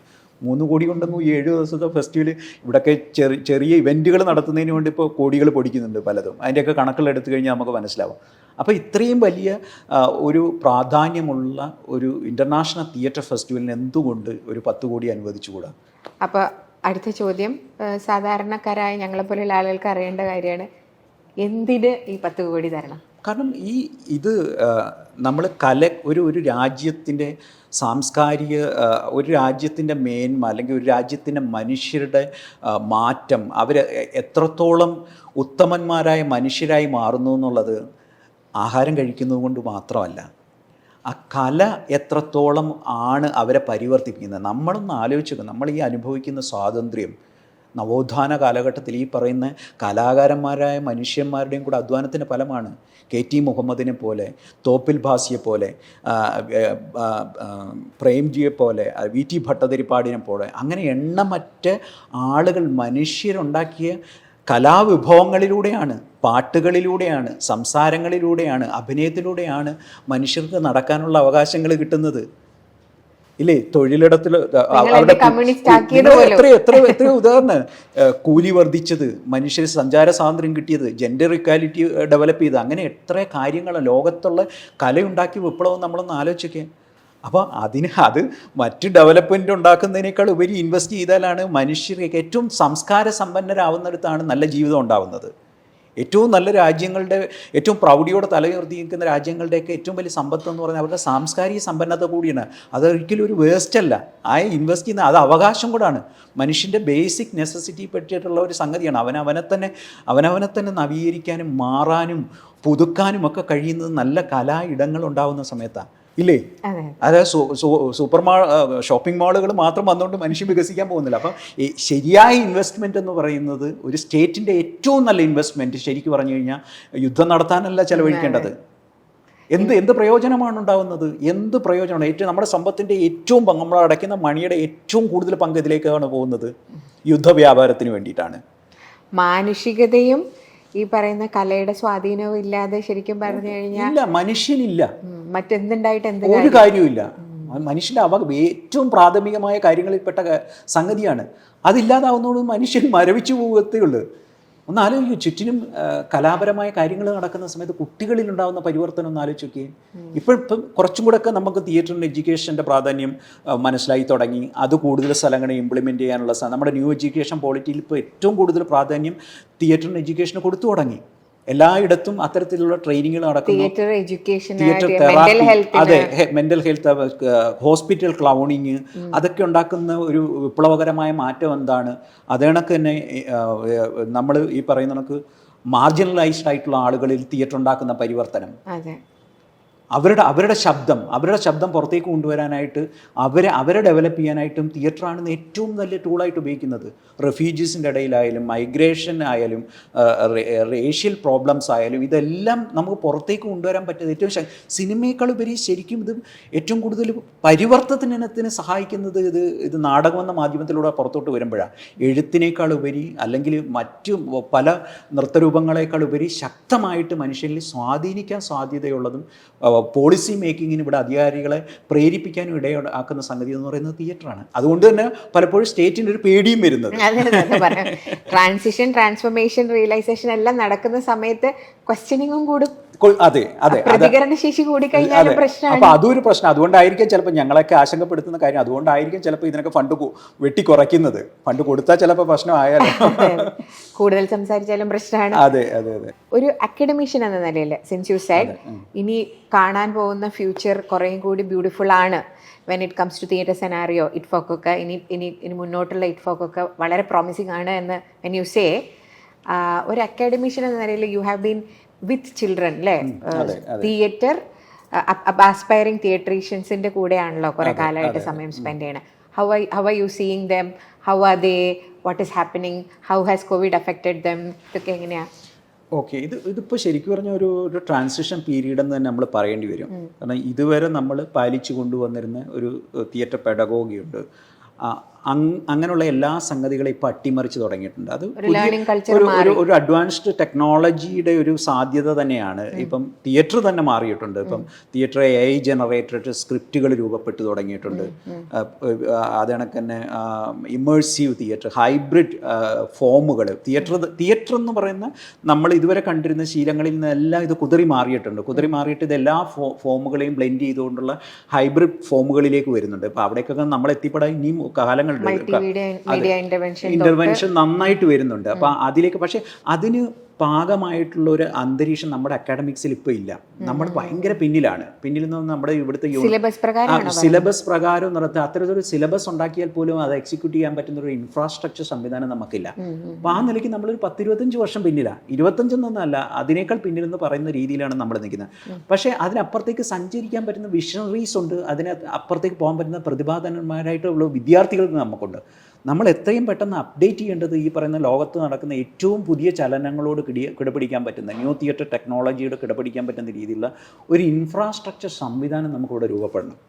ഇപ്പോൾ ഏറ്റവും വലിയ തമാശ എന്ന് പറയുന്നത് കേരളത്തിലെ സാധാരണ സർക്കാർ സ്കൂൾ വരെ സ്മാർട്ട് ക്ലാസ് ആയി കഴിഞ്ഞു. അതപ്പോ ഞാൻ ചോദിക്കാൻ വന്ന സ്കൂൾ ഓഫ് ഡ്രാമ പഠിച്ചു കഴിഞ്ഞാൽ എവിടെ സർവൈവ് ചെയ്യാമെന്ന് നേരത്തെ പറഞ്ഞു. അപ്പൊ ഏറ്റവും കുറവ് ഇൻഫ്രാസ്ട്രക്ചർ ഉള്ള സ്പേസിൽ നിന്ന് അതെ, പക്ഷെ അത് മാറണം, അത് മാറിയേ പറ്റൂ. അത് മാറിയാൽ മാത്രമേ നമുക്കിവിടെ വേറെ രീതിയിലുള്ള കുറച്ചും കൂടെ ഒരു ക്വാളിറ്റി തിയേറ്റർ ഡെവലപ്പ് ചെയ്യാൻ പറ്റൂ. ഇതിൻ്റെ ഒരു എൻ്റർടൈൻമെൻറ്റ് ഇൻഡസ്ട്രി ഭയങ്കര ഇമ്പോർട്ടൻ്റ് ആണ് സർവൈവലുമായിട്ട് ബന്ധപ്പെട്ട്. അത് നിലനിൽക്കുന്നിടത്തോളമാണ് അതിനകത്ത് നിന്ന് സ്പ്രെഡ് ചെയ്തിട്ട് മറ്റ് മൂവ്മെൻറ്റുകളും നമുക്ക് സാധ്യമാവത്തുള്ളൂ. അല്ലെന്നുണ്ടെങ്കിൽ ഇതിങ്ങനെ കെട്ടടങ്ങി മനുഷ്യർ ഭയങ്കര കള്ളുകൂടിയന്മാരായി മാറും. അത് അസ്വസ്ഥജനകമായ മനസ്സിൽ നിന്ന് കലയുണ്ടാകും. ഇത് തീരെ ചെയ്യാൻ പറ്റാതിരിക്കുന്ന സമയത്ത് ഇത് ഭയങ്കര ഫ്രസ്ട്രേറ്റഡ് ആവും. എവിടെയെങ്കിലും ഇവർക്ക് സ്പേസുകൾ തുറന്നു കിട്ടണം. ഈ ആർട്ടിസ്റ്റുകൾക്ക് ചെയ്യാൻ പറ്റുന്ന സ്പേസ് തുറന്നു കിട്ടാൻ പറ്റാതെ വരുമ്പോഴത്തേക്ക് ഇവർ ഭയങ്കര ഡിപ്രഷനിലേക്ക് പോവും. മറ്റു പല കാര്യങ്ങളിലേക്ക് ആർട്ടിസ്റ്റുകൾ കൂടുതൽ തിരിയുന്നതിൻ്റെ കാരണം ഇതാണ്. എക്സ്പ്രസ് ചെയ്യാനുള്ള സ്പേസസ് കുറയുക എന്നുള്ളത്. ഇത് ചോദിക്കുന്ന സമയത്ത് എന്താ cinema fascinate you at all? അല്ല, സിനിമ എനിക്ക് ഈ പറയുന്നത് ഭയങ്കര ഇഷ്ടമുള്ള സംഗതിയാണ്. ഞാൻ സിനിമ നന്നായിട്ട് കാണുന്നുണ്ട്. പക്ഷേ എനിക്ക് എന്താണ് അതിനേക്ക് പോകാൻ അത് ടൈമിൻ്റെ ഒരു പ്രശ്നം വന്നു. ഒരു ഘട്ടം കഴിയുമ്പോഴേ സിനിമ ആദ്യകാലങ്ങളിൽ നല്ല താല്പര്യക്കുറവൊന്നും ഉണ്ടായിട്ടില്ല. മ്യൂസിക് ആൽബം ഉണ്ടായിരുന്നല്ലോ. അത് ഞാൻ സിനിമ ഷോർട്ട് ഫിലിം ചെയ്തിരുന്നു. ഞാൻ സിംഗപ്പൂരിൽ നിൽക്കുന്ന സമയത്ത് യാക്കുഷ കമ്പനി ലിമിറ്റഡ് എന്ന് പറഞ്ഞാൽ അതൊരു തിയേറ്റർ ആക്ടറിന് വെച്ച് ചെയ്തിട്ടുള്ള ഒരു എക്സ്പെരിമെൻ്റൽ വർക്കാണ്. അങ്ങനെ ആ സമയത്തൊക്കെ സിനിമയിലേക്ക് കടക്കണമെന്നുള്ളൊരു സമയമുണ്ട്. പക്ഷേ തിരിച്ചെത്തുമ്പോഴത്തേക്ക് തന്നെ തിയേറ്റർ എന്നെ കൂടുതൽ എൻഗേജ് ചെയ്യിപ്പിച്ചുകൊണ്ടിരുന്നത്. അതാണ് അതിൻ്റെ ഒരു വസ്തുത. അപ്പം ഇടയ്ക്ക് ഈ പറയുന്നത് ജയൻ റയൻ്റെ സിനിമയിൽ കാസ്റ്റിങ്ങിൽ ഹെൽപ്പ് ചെയ്തു, അഭിനയിച്ചു. അങ്ങനെ ഒന്ന് രണ്ട് സുഹൃത്തുക്കൾ സിനിമയിൽ ചെറുതായിട്ട് അഭിനയിച്ചു എന്നുള്ളതല്ലാതെ പിന്നീട് അതിലേക്കൊന്ന് ആക്ടിങ് ട്രെയിനിങ് നന്നായിട്ട് പല സിനിമകൾക്കും വേണ്ടി ഇപ്പം ഏറ്റവും ലാസ്റ്റ് കൊടുത്തത് പൊന്മാനാണ്, ജ്യോതിഷിൻ്റെ സിനിമയിലെ ആക്ടേഷനെ ട്രെയിൻ ചെയ്തു. അപ്പം അങ്ങനെ ചേർന്ന് നിൽക്കുന്നുണ്ട്. നമ്മുടെ ഒട്ടേറെ സുഹൃത്തുക്കൾ അതിനകത്തുണ്ട്. പക്ഷേ എനിക്കതിനകത്ത് കംപ്ലീറ്റ് പോകാൻ പറ്റാത്ത രീതിയിൽ ഞാൻ തിയേറ്ററിൽ സജീവമാണ്. അത്രയധികം ആക്ടിവിറ്റീസുമായിട്ട് എൻഗേജ്ഡ് ആണെന്നുള്ളൊരു റീസണാണ്. അല്ലാതെ സിനിമയോട് യാതൊരു തരത്തിലുള്ള ശത്രുതയുമില്ല. നമ്മള് കമ്മ്യൂണിറ്റി തിയേറ്ററിനെ പറ്റി പറഞ്ഞു, പക്ഷെ മറ്റ് വർക്കുകളെ പറ്റി പറയാതിരിക്കുന്നത് മോശമാണ്. ചെയേഴ്സ് തൊട്ടിട്ട് മഹാഭാരത തൊട്ടിട്ട് ഒരുപാടുണ്ട്. അതിനെപ്പറ്റി സംസാരിക്കാമോ? കൂടുതലും ഈ അക്കാഡമിക്സിൽ നിൽക്കുന്ന സമയത്ത് ചെയ്യപ്പെടേണ്ടി വന്നിട്ടുള്ള വർക്കാണ്. ഇപ്പോൾ അയണസ്കോ ചെയേഴ്സ് ഞാൻ ഹൈദരാബാദ് സെൻട്രൽ യൂണിവേഴ്സിറ്റിയിൽ പഠിച്ചുകൊണ്ടിരിക്കുന്ന സമയത്തുള്ള എൻ്റെ ഗ്രാജുവേഷൻ പ്രൊഡക്ഷനാണ്. അതിൻ്റെ ഒരു സ്റ്റാർട്ടിങ് എന്ന് പറയുന്നത് സ്കൂൾ ഓഫ് ഡ്രാമയിൽ നിന്നാണ് ആ പ്രൊജക്റ്റ് എൻ്റെ മനസ്സിലേക്ക് കടക്കുന്നത്. മൊകേരി രാമചന്ദ്രൻ എന്ന് പറയുന്ന കേരളത്തിലെ വളരെ പ്രഗത്ഭനായിട്ടുള്ളൊരു തിയേറ്റർ മേക്കറായിരുന്നു ഞങ്ങളുടെ ഒരു അധ്യാപകൻ. അദ്ദേഹമാണ് ചെയേഴ്സിനെ കുറിച്ചുള്ള ഒരു ഡീറ്റെയിൽഡ് സ്റ്റഡി ഞങ്ങൾക്ക് തരുന്നത്. അന്ന് മനസ്സിൽ പതിഞ്ഞൊരു സ്ക്രിപ്റ്റാണ്. അപ്പോൾ അതിങ്ങനെ മനസ്സിലിട്ട് ഇങ്ങനെ ഉരുക്കഴിച്ച് ഹൈദരാബാദിലെത്തുകയും അവിടെ ഒരു മേജർ പ്രൊഡക്ഷൻ ചെയ്യേണ്ടി വന്ന സമയത്ത് അതാണ് ഞാൻ പ്രധാനമായിട്ട് സ്ക്രിപ്റ്റായിട്ട് എടുത്തത്. അത് അവിടെ നിൽക്കുന്ന സമയത്ത് നമ്മൾ സാധാരണ ഒരു അക്കാഡമിക്സിൻ്റെ പരിമിതികളുണ്ട്. ആ പരിമിതികൾക്ക് അപ്പുറത്തേക്ക് സഞ്ചരിക്കാൻ ഒരു കൊതിയുള്ളതുകൊണ്ടും ആർത്തിയുള്ളതുകൊണ്ടും അതൊരു വലിയ സ്കെയിലിൽ ചെയ്തു ആ കാലഘട്ടത്തിൽ. അന്ന് എൻ്റെ ജൂനിയറായിട്ട് വന്നത് പ്രഭാത്, ദേവേന്ദ്രനാഥ്, ശങ്കരനാരായണൻ, പിന്നെ എനിക്ക് ഏറ്റവും വലിയ ഗുണമായി മാറിയ സമാന മനസ്കരായിട്ടുള്ള പല ഡിസിപ്ലിനിൽ നിന്നുള്ള ആളുകൾ നമ്മളോടൊപ്പം നാടകം ഇഷ്ടമുള്ള ഒരുപാട് മനുഷ്യരുണ്ട്. ഇപ്പം അവിടെ ഫൈൻ ആർട്സിൽ പഠിച്ച ലിയോൺ, ആഷ്ലി ഇപ്പം സെൻറ്റ് സ്റ്റീഫനിലെ ഫാക്കൽറ്റിയാണ് ഇംഗ്ലീഷിൻ്റെ. അപ്പം ആഷ്ലിയൊക്കെ പിന്നീട് എൻ്റെ തുടർച്ചയായിട്ട് പല പ്രൊജക്റ്റും ഡ്രമറ്റർഗായിട്ട് മാറുന്നത്. അപ്പോൾ അതൊരു സ്റ്റാർട്ടിങ് പോയിൻ്റ്. അപ്പോൾ അന്ന് വളരെ നല്ല രീതിയിൽ ആ ഒരു പ്രൊജക്റ്റിനെ സമീപിക്കാനും അതിനെ മെറ്റീരിയലൈസ് ചെയ്യാനും അന്ന് കഴിഞ്ഞിരുന്നു. അത് അന്ന് ഞങ്ങൾ അവിടുത്തെ രവീന്ദ്രഭാരതി ഓഡിറ്റോറിയത്തിൽ വലിയൊരു ഷോ. ഹൈദരാബാദിലുള്ള ആളുകൾ അതെ ഇപ്പോഴും അവിടെ നമ്മൾ പലപ്പോഴും പോകുന്ന സമയത്ത് ആ പ്രൊഡക്ഷനെ കുറിച്ച് ആളുകൾ സംസാരിക്കുകയൊക്കെ ചെയ്യുന്നുണ്ട്. അപ്പോൾ അത്തരത്തിലൊരു ഫുൾ ഫ്ലെഡ്ജ്ഡ് ഒരു വലിയ കോൺഫിഡൻസ് വരുന്നൊരു പ്രൊഡക്ഷനായിരുന്നു. കാരണം നമ്മൾ അതുവരെ പഠിച്ച് ഞാൻ നേരത്തെ പറഞ്ഞ പലരിൽ നിന്നും ആർജിച്ചെടുത്ത സംഗതികൾ ഒരു ഡയറക്ടർ എന്നുള്ള രീതിയിൽ എനിക്ക് എക്സിക്യൂട്ട് ചെയ്ത് നോക്കാൻ കഴിഞ്ഞ ആദ്യ പ്രോജക്റ്റാണ്. അത് പിന്നീട് ഞാൻ കേരളത്തിൽ റീപ്രൊഡ്യൂസ് ചെയ്തു. പ്രകാശ് കലാകേന്ദ്രത്തിൽ PG ഉണ്ണികൃഷ്ണനെയും സ്മിതയൊക്കെ വെച്ചിട്ട് റീപ്രൊഡ്യൂസ് ചെയ്തിട്ട് ഞങ്ങൾ ട്രിവാൻഡ്രത്ത് ഞങ്ങൾ സൂര്യ ഫെസ്റ്റിവലിന് അത് കളിക്കുകയൊക്കെ ചെയ്തത്. പിന്നീട് ഞാൻ ഡയറക്ഷനിലേക്ക് സജീവമായിട്ട് പിന്നെ എൻ്റെ നാട്ടിൽ കുറേ പ്രൊജക്റ്റുകൾ ഞാൻ നിരന്തരം ചെയ്യും. ഈ പറയുന്ന ഓണം പരിപാടിയായിട്ട് ബന്ധപ്പെട്ട് ഞങ്ങൾ ഒരു സാംസ്കാരിക സംഘടനയാണ്. അവിടെ നിരന്തരമായിട്ട് എല്ലാ വർഷങ്ങളിലും ഞാൻ പ്രൊജക്റ്റുകൾ ചെയ്തുകൊണ്ടിരുന്നു. അനുപമ എന്ന് പറഞ്ഞ് ഞങ്ങളുടെ ഒരു ആർട്സ് ആൻഡ് സ്പോർട്സ് ക്ലബ്ബുണ്ട്. പിന്നെ സജീവമായിട്ട് ഞാൻ ഡയറക്ഷനിലേക്ക് ഭയങ്കരമായിട്ട് ഫോക്കസ് ചെയ്ത് ഇറങ്ങുന്നത് ഹൈദരാബാദ് സെൻട്രൽ യൂണിവേഴ്സിറ്റി വരുന്ന സമയത്താണ്. അവിടുത്തെ ആക്ടിങ് ട്രെയിനിങ്ങിൻ്റെ ഭാഗമായിട്ട് എനിക്ക് ഒരു പ്രൊജക്റ്റ് ചെയ്യാനായിട്ട് ഒരു അവസരം കിട്ടി. അപ്പം അന്ന് ചെയ്ത the museum of lost pieces എന്ന് പറഞ്ഞ പ്രോജക്റ്റ് ഞാൻ നേരത്തെ സൂചിപ്പിച്ച കണക്ക് ആ പ്രൊജക്റ്റ് ചെയ്യാൻ തുടങ്ങുന്ന സമയത്ത് എന്നെ സംബന്ധിച്ച് ഭയങ്കര ആശങ്കയായിരുന്നു. കാരണം ആ സമയമൊക്കെ എത്തുമ്പോഴത്തേക്ക് ശരിക്കും ഒരു സ്ക്രിപ്റ്റഡ് സാധനം, ഒരു വെൽമെയ്ഡ് പ്ലേ എന്നുള്ള സാധനം ചെയ്യാനുള്ള ഒരു ആർത്തി കുറഞ്ഞു തുടങ്ങി. അത് മാറിയിട്ട് കുറച്ചും കൂടെ ചലഞ്ചിങ് ആയിട്ടുള്ള ഡിവൈസിങ് പ്രൊജക്റ്റുകളിലേക്കൊക്കെ പോകാനുള്ള ഒരു ടെൻഡൻസി. അതിന് പല റീസണുണ്ട്. ഒന്ന് ആ കോഴ്സ് പഠിക്കാൻ വരുന്ന കുട്ടികളുടെ നേച്ചർ. അവർ പല ഭാഗത്തു നിന്ന്, പല സ്റ്റേറ്റിൽ നിന്ന് വരുന്ന കുട്ടികൾ. അപ്പം നമുക്കൊരു ഒരു ഫുൾ ഫ്ലെഡ്ജ്ഡ് ഒരു ആൻറ്റൺ ചെക്കോവിൻ്റെ ഒരു പ്ലേ എടുത്ത് എനിമി ഓഫ് ദ അപ്പം ഇബ്സൻ്റെ എനിമി ഓഫ് ദ പീപ്പിൾ എടുത്തിട്ടൊക്കെ ചെയ്യാൻ പറ്റുമ്പം എല്ലാ കുട്ടികളെയും ചിലപ്പോൾ ഉൾപ്പെടുത്താൻ പറ്റില്ല. പിന്നെ അത്തരം പ്ലേകളിൽ ചിലപ്പോൾ ഒരു ഹീറോയിൻ അവരെ പ്രത്യേകം എടുത്തിട്ട് ബാക്കിയുള്ളവരെല്ലാം ചെറിയ കാസ്റ്റുകളിലേക്ക് ഒതുങ്ങുക. അപ്പോൾ അതിനകത്തൊക്കെ ഒരു എന്താ ഞാൻ വിദ്യാർത്ഥി ഇരുന്ന സമയത്ത് അത്തരത്തിൽ കുറേ സാധനങ്ങളിൽ പങ്കെടുത്തിട്ട് ചില അധ്യാപകർ വരുന്നു, അവരൊരു ഗംഭീര പ്ലേ അവർക്ക് ചെയ്യുക, അതിനപ്പുറം അതിനൊരു പ്രോസസ്സിൽ അവർ ശ്രദ്ധിക്കില്ല. അപ്പം എന്നെ സംബന്ധിച്ച് പ്രോസസ്സ് സ്റ്റുഡൻസിന് ശ്രദ്ധിയായിട്ടും ഇതിൻ്റെ ഒരു ഡയറക്ടോറിയൽ പ്രോസസ്സ്, ഇതിൻ്റെ എല്ലാ തലത്തിലും ടെക്നിക്കൽ ഡിസൈൻ രൂപപ്പെട്ട് വരുന്ന ഒരു പ്രോസസ്സ് കൃത്യമായിട്ട് നടക്കണം. ആക്ടിങ് ട്രെയിനിങ് കൃത്യമായിട്ടാണ്. ഇവർക്കെല്ലാം ഇൻവോൾവ് ചെയ്യാൻ പറ്റുന്ന രീതിയിലേക്കുള്ള ഒരു കാസ്റ്റ് അതിനകത്തുണ്ടാകും എന്നുള്ള രീതിയിലാണ് നമ്മൾ the museum of lost pieces എന്ന് പറയുന്നത്. പക്ഷേ അത് ഒരേ സമയം തന്നെ നന്നായിട്ടൊരു എൻ്റർടൈൻമെൻറ്റിന് സാധ്യത ഉള്ളതാവണം.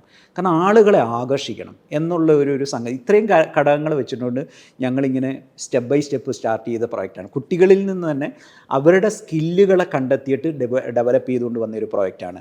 ഒരു സർക്കസ് ടെൻറ്റ് പോലുള്ളൊരു ടെൻറ്റിനുള്ളിലാണ് അത് നടക്കുന്നത്.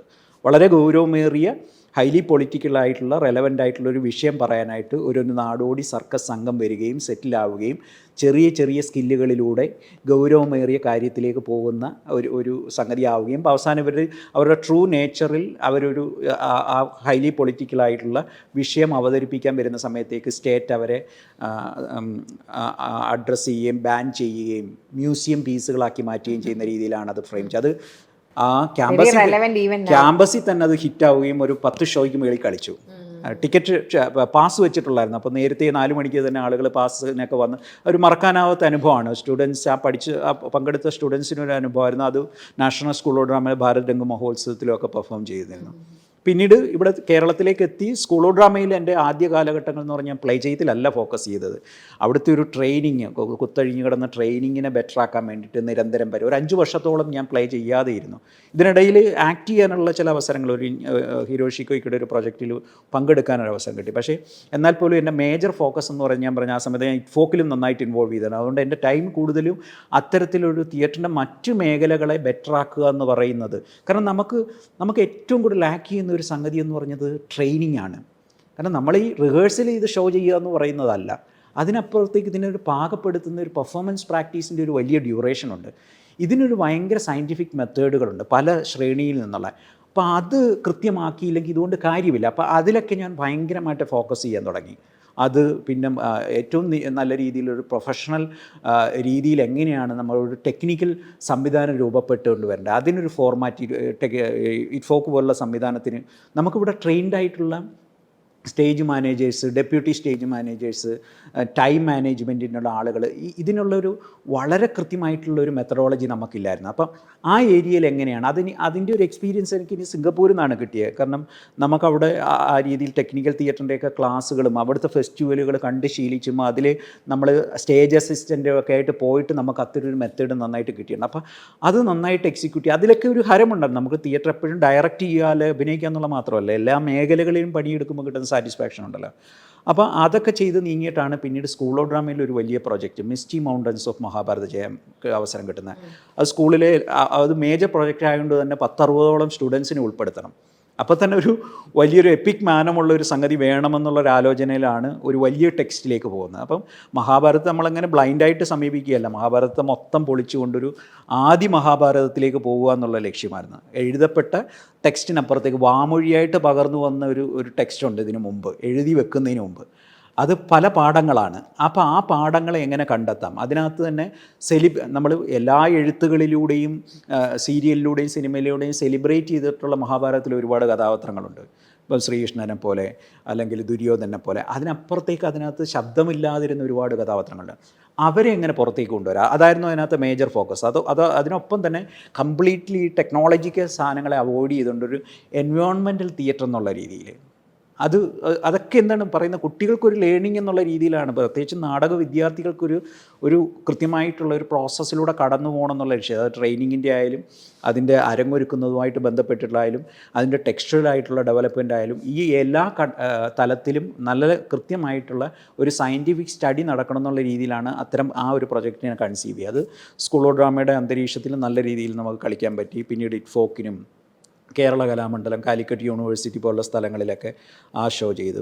അതിനുശേഷമാണ് ഞാൻ പിന്നെ കേരളത്തിന് പുറത്തിറങ്ങിയിട്ട് നീരാവിൽ പ്രകാശ് കലാകേന്ദ്രത്തിലെ ഏകാന്തം, തീണ്ടാരിപ്പച്ച, ചെവിട്ടോർമ, പിന്നെ his last moment, Vayalar cultural centre വേണ്ടി അത്തരത്തിലുള്ള മറ്റു പ്രാദേശികമായ ഇടങ്ങളിലേക്ക് നാടക പ്രവർത്തനത്തെ വ്യാപിപ്പിക്കുന്നത്. ഹിരോഷി കോയിക്കോയുടെ പ്ലേ നമ്മൾ ആദ്യമായിട്ട് കാണുന്നത് ആ ഒരു സമയത്താണല്ലോ. അപ്പോൾ അതിൽ ഇതേ same space intercultural project ആയിരുന്നു. സോ യു ഹാവ് എക്സ്റ്റെൻഡഡ് ഈ theatre as an intercultural space എന്ന് പറയുന്ന കോൺസെപ്റ്റിനെ കേരളത്തിലും അക്രോസ് ദ ഗ്ലോബും you were able to travel അല്ലേ? അതിനെപ്പറ്റി ഒന്ന് പറയുമോ? 2010 ഞാൻ സ്കൂൾ ഓഫ് ഡ്രാമയിൽ വർക്ക് ചെയ്തുകൊണ്ടിരിക്കുന്ന സമയത്താണ് ഞാൻ പ്രത്യേകിച്ചും അഭിനയമായിരുന്നു എൻ്റെ ഒരു പ്രധാന താല്പര്യം എന്ന് ഞാൻ നേരത്തെ സൂചിപ്പിച്ചുള്ളൂ. അപ്പോൾ അതിലേക്ക് കൂടുതൽ എത്തിപ്പെടാനുള്ള ശ്രമം ഈ സിംഗപ്പൂർ പഠനം കഴിഞ്ഞപ്പോൾ തൊട്ട് സത്യത്തിൽ വലിയ ആഗ്രഹമായിട്ട് നിൽക്കുന്നുണ്ടായിരുന്നു. അത്തരത്തിലൊന്ന് ടൂറ് ചെയ്യണം, അത്തരത്തിലൊരു ഗ്രൂപ്പിൽ വേറെ രീതിയിൽ അഭിനയിക്കുകയും അത്തരം മനുഷ്യരോടൊപ്പം വർക്ക് ചെയ്യണം. അപ്പോൾ അത് ഭാഗ്യവശാൽ കേരളത്തിലേക്ക് അത്തരം ഒരു പ്രൊജക്റ്റ് വന്നു. തിയേറ്റർ കണക്റ്റ് മുഖേന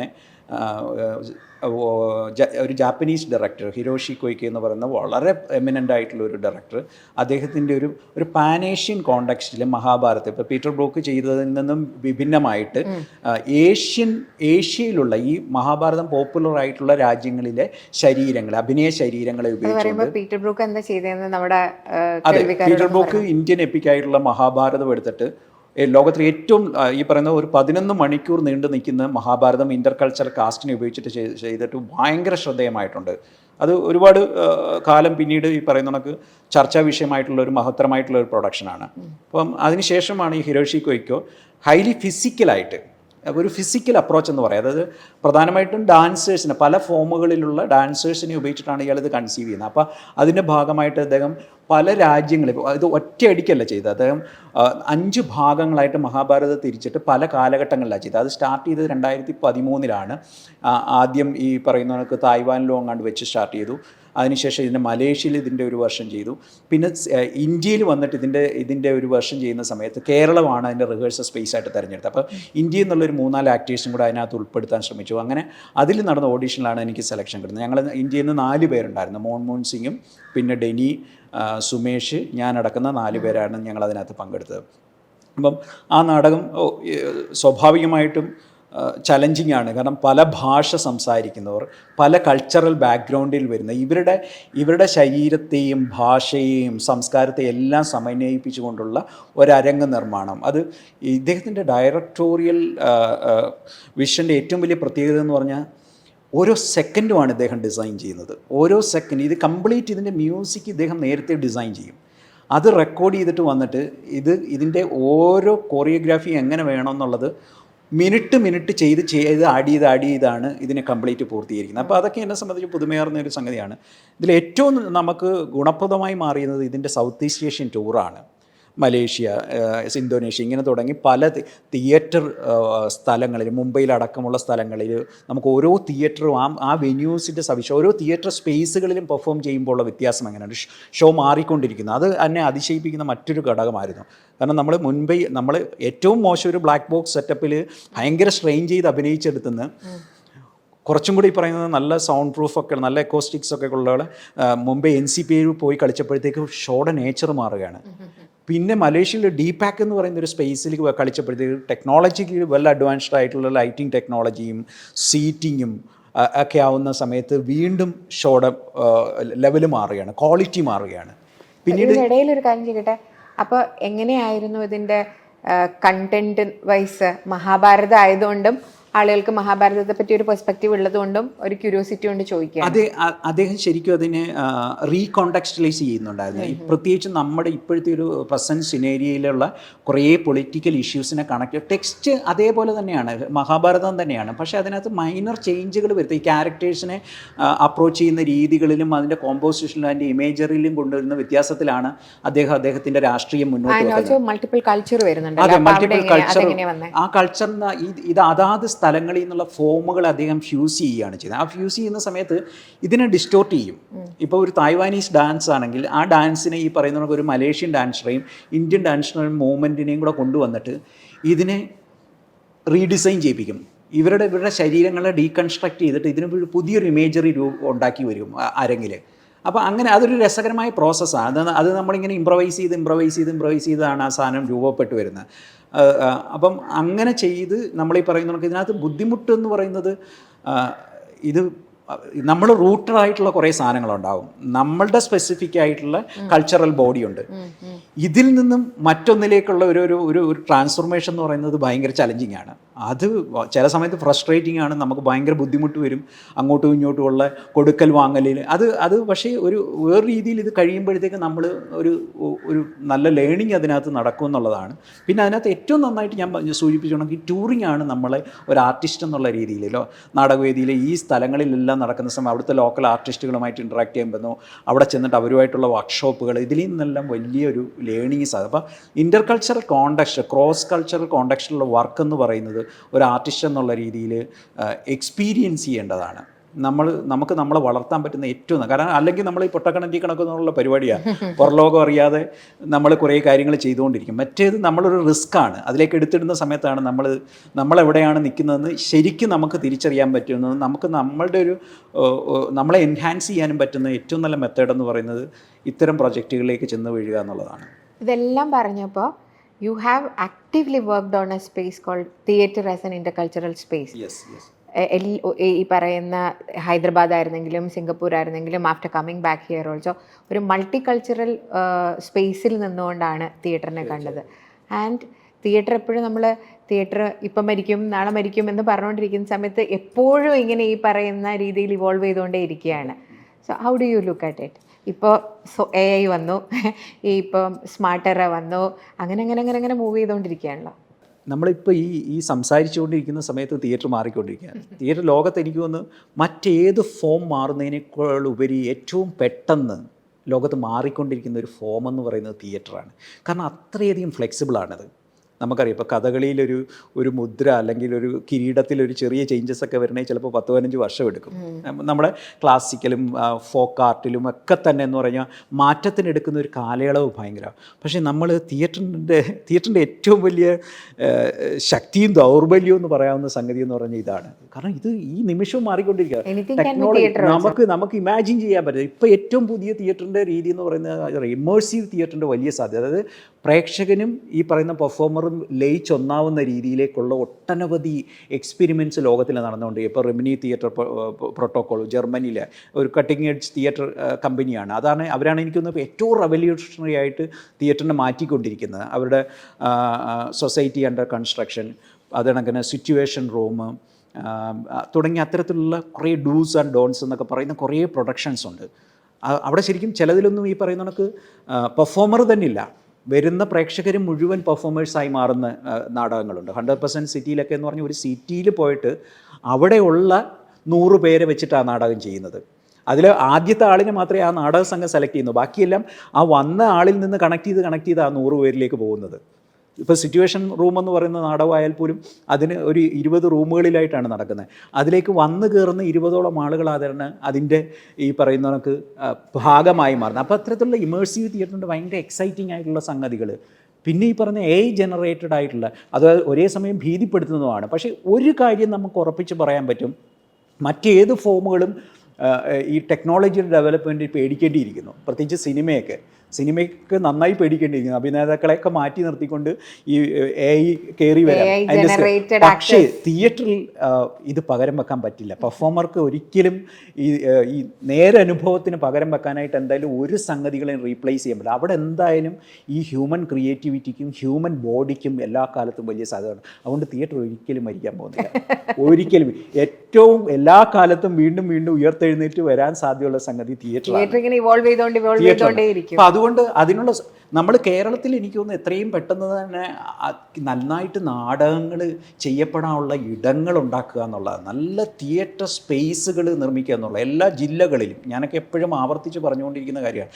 കേരളത്തിൻ്റെ എല്ലാ ജില്ലകളിലും എല്ലാ തരത്തിലുള്ള നല്ല ഐഡിയൽ പ്രൊസീനി, ഒരു 1200 പേർക്ക് ഇരിക്കാൻ പറ്റുന്ന നല്ല സൗണ്ട് പ്രൂഫോടൊക്കെ കൂടിയിട്ടുള്ള നല്ല ക്വാളിറ്റി തിയേറ്റർ, അതിനൊപ്പം ഈ പറയുന്ന ചെറിയ ലോ ബഡ്ജറ്റ് എക്സ്പെരിമെൻ്റൽ പ്രവർത്തനങ്ങൾക്ക് പറ്റുന്ന രീതിയിലേക്കുള്ള ആൾട്ടർനേറ്റീവ് സ്പേസുകൾ, ബ്ലാക്ക് ബോക്സ് പോലുള്ള അക്കാഡമിക് സ്പേസുകൾ, പിന്നെ ത്രസ്റ്റ് സ്റ്റേജ്, അതിനൊക്കെ ചെറിയ ഓപ്പൺ എയർ തിയേറ്റർ, അത് കണക്ക് തന്നെ ആൾട്ടർനേറ്റീവ് സ്റ്റേജുകളുണ്ട് പലതരത്തിൽ, ഇപ്പോൾ പ്ലാറ്റ്ഫോം സ്റ്റേജ്, മൊബൈൽ തിയേറ്റർ എന്നൊക്കെ പറഞ്ഞ് ഇത്തരത്തിലുള്ള ചെറിയ രൂപങ്ങൾ, ഇതെല്ലാം ചില സ്പേസിനെയൊക്കെ കൺവേർട്ട് ചെയ്തിട്ട് പെട്ടെന്ന് ഉണ്ടാക്കാൻ പറ്റും. നല്ല തിയേറ്റർ ആർക്കിടെക്റ്റുകൾ ഉണ്ടെങ്കിൽ നമുക്ക് കേരളത്തിൽ ഇത്തരം സ്പേസുകൾ പലയിടങ്ങളിലായിട്ട് സ്റ്റാർട്ട് ചെയ്ത് കഴിഞ്ഞിട്ടുണ്ടല്ലോ. ഇവിടെ ഭയങ്കര വിപ്ലവം നടക്കും, കണ്ടിന്യൂസ് ആയിട്ട് ഷോകൾ നടക്കും, ആളുകൾ മാറും, തിയേറ്ററിനെ ഭയങ്കരമായിട്ട് പ്രണയിച്ചു തുടങ്ങും. ആളുകൾ ഈ സിനിമ എന്ന് പറഞ്ഞ് ഭ്രാന്തമായിട്ടൊന്നും ഓടില്ല. മാത്രമല്ല ആളുകൾ സിനിമയൊക്കെ ഏറെക്കുറെ മടുത്തു തുടങ്ങി എന്നുള്ളതാണ് ഞാൻ മനസ്സിലാക്കുന്നത്. നമുക്കിപ്പോൾ അറിയാം, വളരെ അപൂർവമായിട്ടുള്ള ചില വലിയ സ്പെക്ടാക്കുലർ ഷോകൾ മാത്രമാണ് ആളുകൾ ഇപ്പോൾ തിയേറ്ററിൽ പോയി കാണുന്നത്. സിനിമ ഇപ്പം more of A personalised experience ഫോണിലും വീട്ടിലിരുന്ന് കാണുന്നത്. ഇപ്പം ഞാൻ കഴിഞ്ഞ വർഷം ഏജൻസി പോയ സമയത്ത് അവിടെയുള്ള തിയേറ്റർ മേക്കേഴ്സുമായിട്ട് സംസാരിച്ച സമയത്ത് അവിടുത്തെ സിനിമാശാലകൾ പലതും അടച്ചുപൂട്ടി തുടങ്ങി. അടച്ചുപൂടിയിട്ട് പെർഫോമൻസ് കാണാനായിട്ട്, പെർഫോമിംഗ് ആർട്സിന് കൂടുതൽ വാല്യൂ വന്നു തുടങ്ങി. ആളുകൾ ബർത്ത് പ്ലേസ് ഓഫ് തിയേറ്റർ ആണ് അവിടെ. ഇപ്പോഴും നമുക്ക് 16,000 പേര് ഇരുന്ന് നാടകം കാണുന്ന എപ്പിഡോറസ് പോലുള്ള സ്പേസ് ആക്റ്റീവാണ്. നമുക്ക് വിശ്വസിക്കാൻ പറ്റില്ല. 16,000 പോയി ഞാൻ നേരിട്ട് പോയി ഇരുന്ന് കാണുന്ന സമയത്ത് നമുക്ക് അത് ബോധ്യമാവുന്നത് ഇത്രയും പേര് ഇപ്പോഴും നാടകം കാണാനായിട്ട് വരുന്നു എന്നുള്ളത് എന്ന് പറയുന്ന കണക്ക് അത് കൊണ്ടുവരാൻ വളരെ എളുപ്പമാണ് ഇതെല്ലാം രൂപപ്പെട്ട് കഴിഞ്ഞാൽ. ഇത് പറഞ്ഞപ്പോൾ ഞാൻ ഛായാമുഖിയെ പറ്റി ചോദിക്കട്ടെ. തീർച്ചയായിട്ടും. ഛായാമുഖിയുടെ ആദ്യത്തെ കീചകനാണ്. അതെ, കീചകൻ താങ്കളാണ്. പിന്നീട് കീചകൻ മാറി. അപ്പോൾ എപ്പോഴും നമുക്ക് വിസിബിലിറ്റിയുടെ ഒരു ആസ്പെക്റ്റ് വരുമ്പോൾ സിനിമയിലുള്ള ആളുകൾ തിയേറ്റർ ചെയ്യുമ്പോൾ അപ്പോൾ അതൊരു അവരുടെ ഒരു ഡ്രീം, എനിക്കൊരു നാടകം ചെയ്യണം എന്നൊക്കെ പറഞ്ഞിട്ട് പോലെ സിനിമയിലുള്ള ആളുകൾ തിയേറ്റർ ചെയ്യുന്ന സമയത്ത്, അല്ലെങ്കിൽ സിനിമയിലുള്ള ആളുകൾ എന്ത് തിയേറ്ററിലേക്ക് ഇറങ്ങി നിന്നാലും അവർക്ക് മോർ ഓപ്പർച്യൂണിറ്റി, മോർ വിസിബിലിറ്റിയും കിട്ടുകയും എന്ന ഒരു സെനാരിയോ നമ്മുടെ നാട്ടിലുള്ളതുപോലെയും ഛായാമുഖിയുടെ ഒരു എക്സ്പീരിയൻസും കൂടെ ഒന്ന് പറയണം. തീർച്ചയായും. ഛായാമുഖി ഞാൻ ഹൈദരാബാദിൽ നിന്ന് പഠിച്ചിറങ്ങി വന്ന സമയത്ത് ഞാൻ ഗാന്ധി യൂണിവേഴ്സിറ്റി MPhil ചെയ്യുമ്പോഴാണ് എനിക്ക് ആ വിളി വരുന്നത്. അത് ശരിക്കും ആ വേഷം ചെയ്യാനെന്നത് PJ ഉണ്ണികൃഷ്ണനാണ്. എൻ്റെ ഭാഗ്യം കൊണ്ട് അദ്ദേഹത്തിന് നല്ല തിരക്ക് വരികയും പ്രശാന്ത് നാരായണനും PJ ഉണ്ണികൃഷ്ണനും കൂടി ഡിസ്കസ് ചെയ്തിട്ടാണ് ആ വേഷം എന്നിലേക്ക് വരുന്നത്. എൻ്റെ ജീവിതത്തിലൊരു മഹാഭാഗ്യമെന്ന് സത്യത്തിൽ വിശേഷിപ്പിക്കേണ്ടി വരും. കാരണം സ്കൂൾ ഓഫ് ഡ്രാമ പോലൊരു സ്ഥലത്ത് നിന്ന് പുറത്തിറങ്ങുന്ന ഒരു ട്രെയിൻഡ് ആക്ടറിനെ സംബന്ധിച്ച് ഒരു തരത്തിലും സർവൈവ് ചെയ്യാൻ പറ്റുന്ന ഒരു ഇൻഡസ്ട്രി ആ സമയത്ത് ഇവിടെ ഇല്ല നമുക്ക്. കാരണം നമ്മൾ സ്കൂൾ ഓഫ് ഡ്രാമ സ്ഥലത്ത് നമ്മളൊരു 10-60 നാടകങ്ങളിൽ കണ്ടിന്യൂസ് അഭിനയിച്ചിട്ടാണ് പുറത്തേക്ക് ഇറങ്ങുന്നത്. അത്രയും ട്രെയിൻഡ് ആയിട്ട് ഇറങ്ങുന്നത്.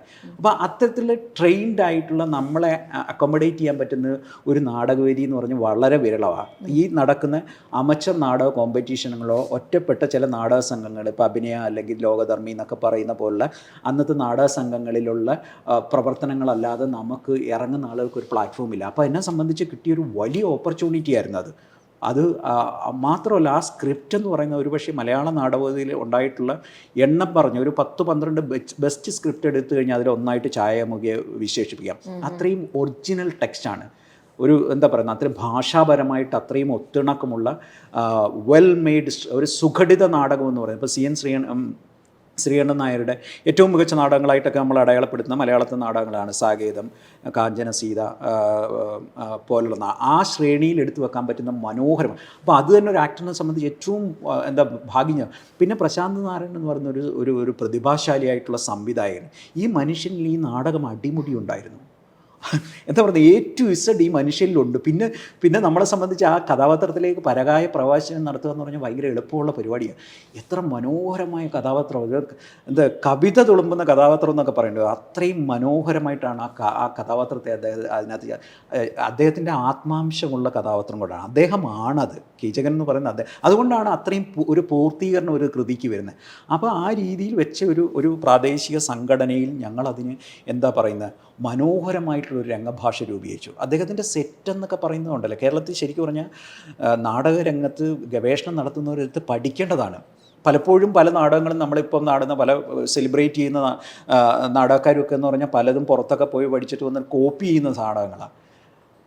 അതിനെ വേറെ രീതിയിൽ അവർ റീഡിസൈൻ ചെയ്ത് വേറെ പക്ഷേ പ്രശാന്ത് നാരായണൻ അല്ലെങ്കിൽ രമേഷ് വർമ്മ അല്ലെങ്കിൽ രാജു നരിപ്പറ്റിയൊക്കെ പോലുള്ള കുറേ സംവിധായകരുടെ സവിശേഷതയായിട്ട് എനിക്ക് കണ്ട അവർ ഒറിജിനൽ അവർ കേരളത്തിൻ്റെ ഒരു പരിസരത്തിന് അനുയോജ്യമായിട്ടുള്ള ഒരു അരങ്ങ് രൂപം സൃഷ്ടിക്കാൻ ശേഷിയുള്ള ആളുകളാണ്. അപ്പോൾ അത്തരത്തിൽ സൃഷ്ടിച്ചിട്ടുള്ള ഒരു വളരെ മഹത്തായിട്ടുള്ള ഒരു അരങ്ങ് അനുഭവമായിരുന്നു ഛായാമുഖി. അതിൻ്റെ ഭാഗമാകാൻ പറ്റി. കേരള സംഗീത നാടക അക്കാദമിയുടെ ആ വർഷത്തെ അമച്വർ നാടക മത്സരത്തിൽ മികച്ച നടനുള്ള അവാർഡ് ആ വർഷം കരസ്ഥമാക്കുക. അതിനുശേഷം സത്യത്തിൽ ഞാൻ മത്സര നാടക രംഗത്തേക്ക് പോയിട്ടില്ല. അതിനുള്ളൊരു പിന്നീട് അത്തരത്തിലുള്ള അവസരങ്ങൾ കേരളത്തിൽ ഉണ്ടായിട്ടില്ല. അത്തരമൊരു നാടകത്തിൽ പങ്കെടുക്കാനുള്ളൊരു അവസരം വന്നിട്ടില്ല. പിന്നീട് ഹയർ സ്റ്റഡിക്ക് പോകേണ്ടി വന്നു. ആ നാടകം ഞങ്ങളൊരു 4-5 വേദികളിൽ കളിച്ചു.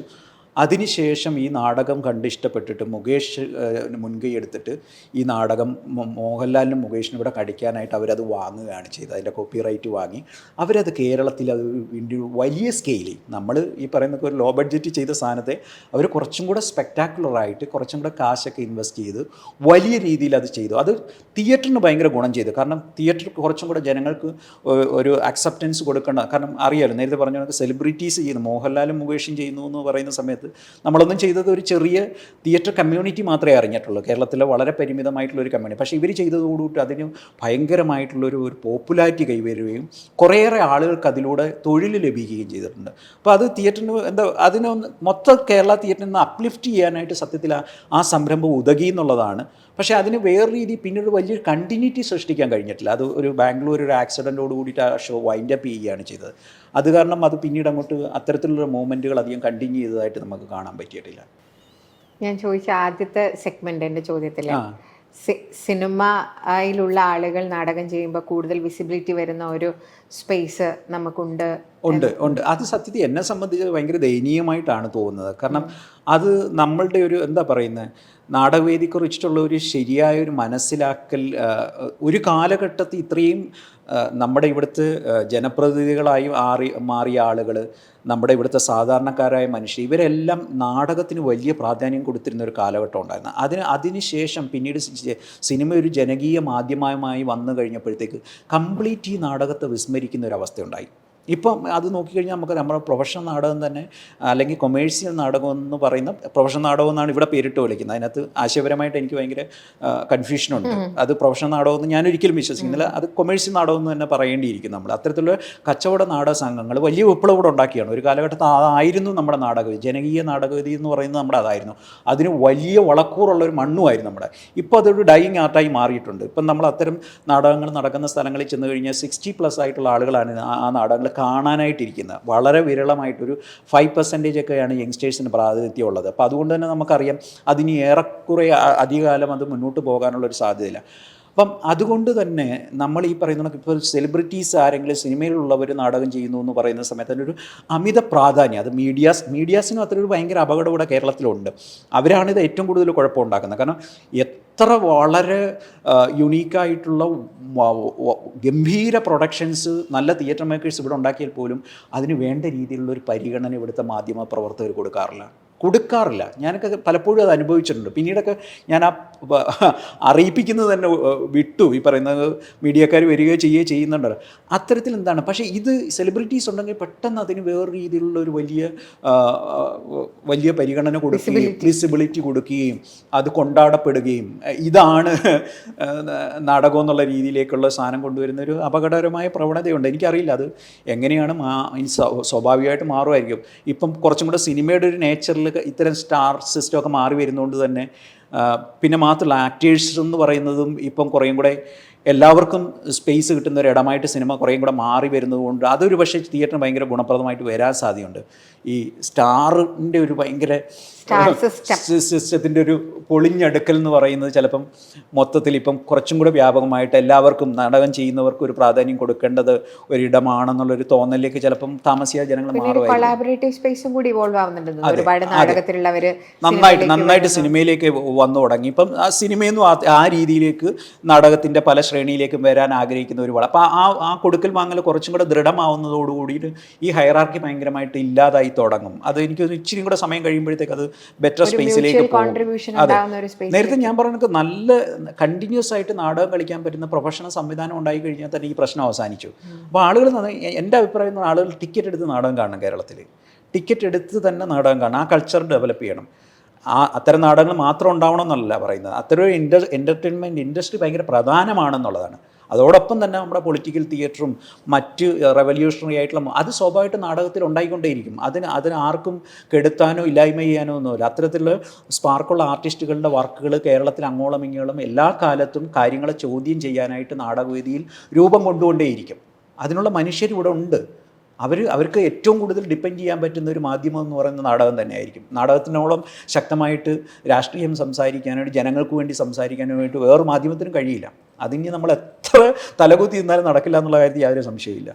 അപ്പോൾ all the best. Thank you. October 19 show അടിപൊളിയായിട്ട് നടക്കട്ടെ. And thank you for putting a lot of effort in theatre and keep doing it, continue doing it. വളരെ സന്തോഷം. Thank you from Malabar channel. Thank you so much.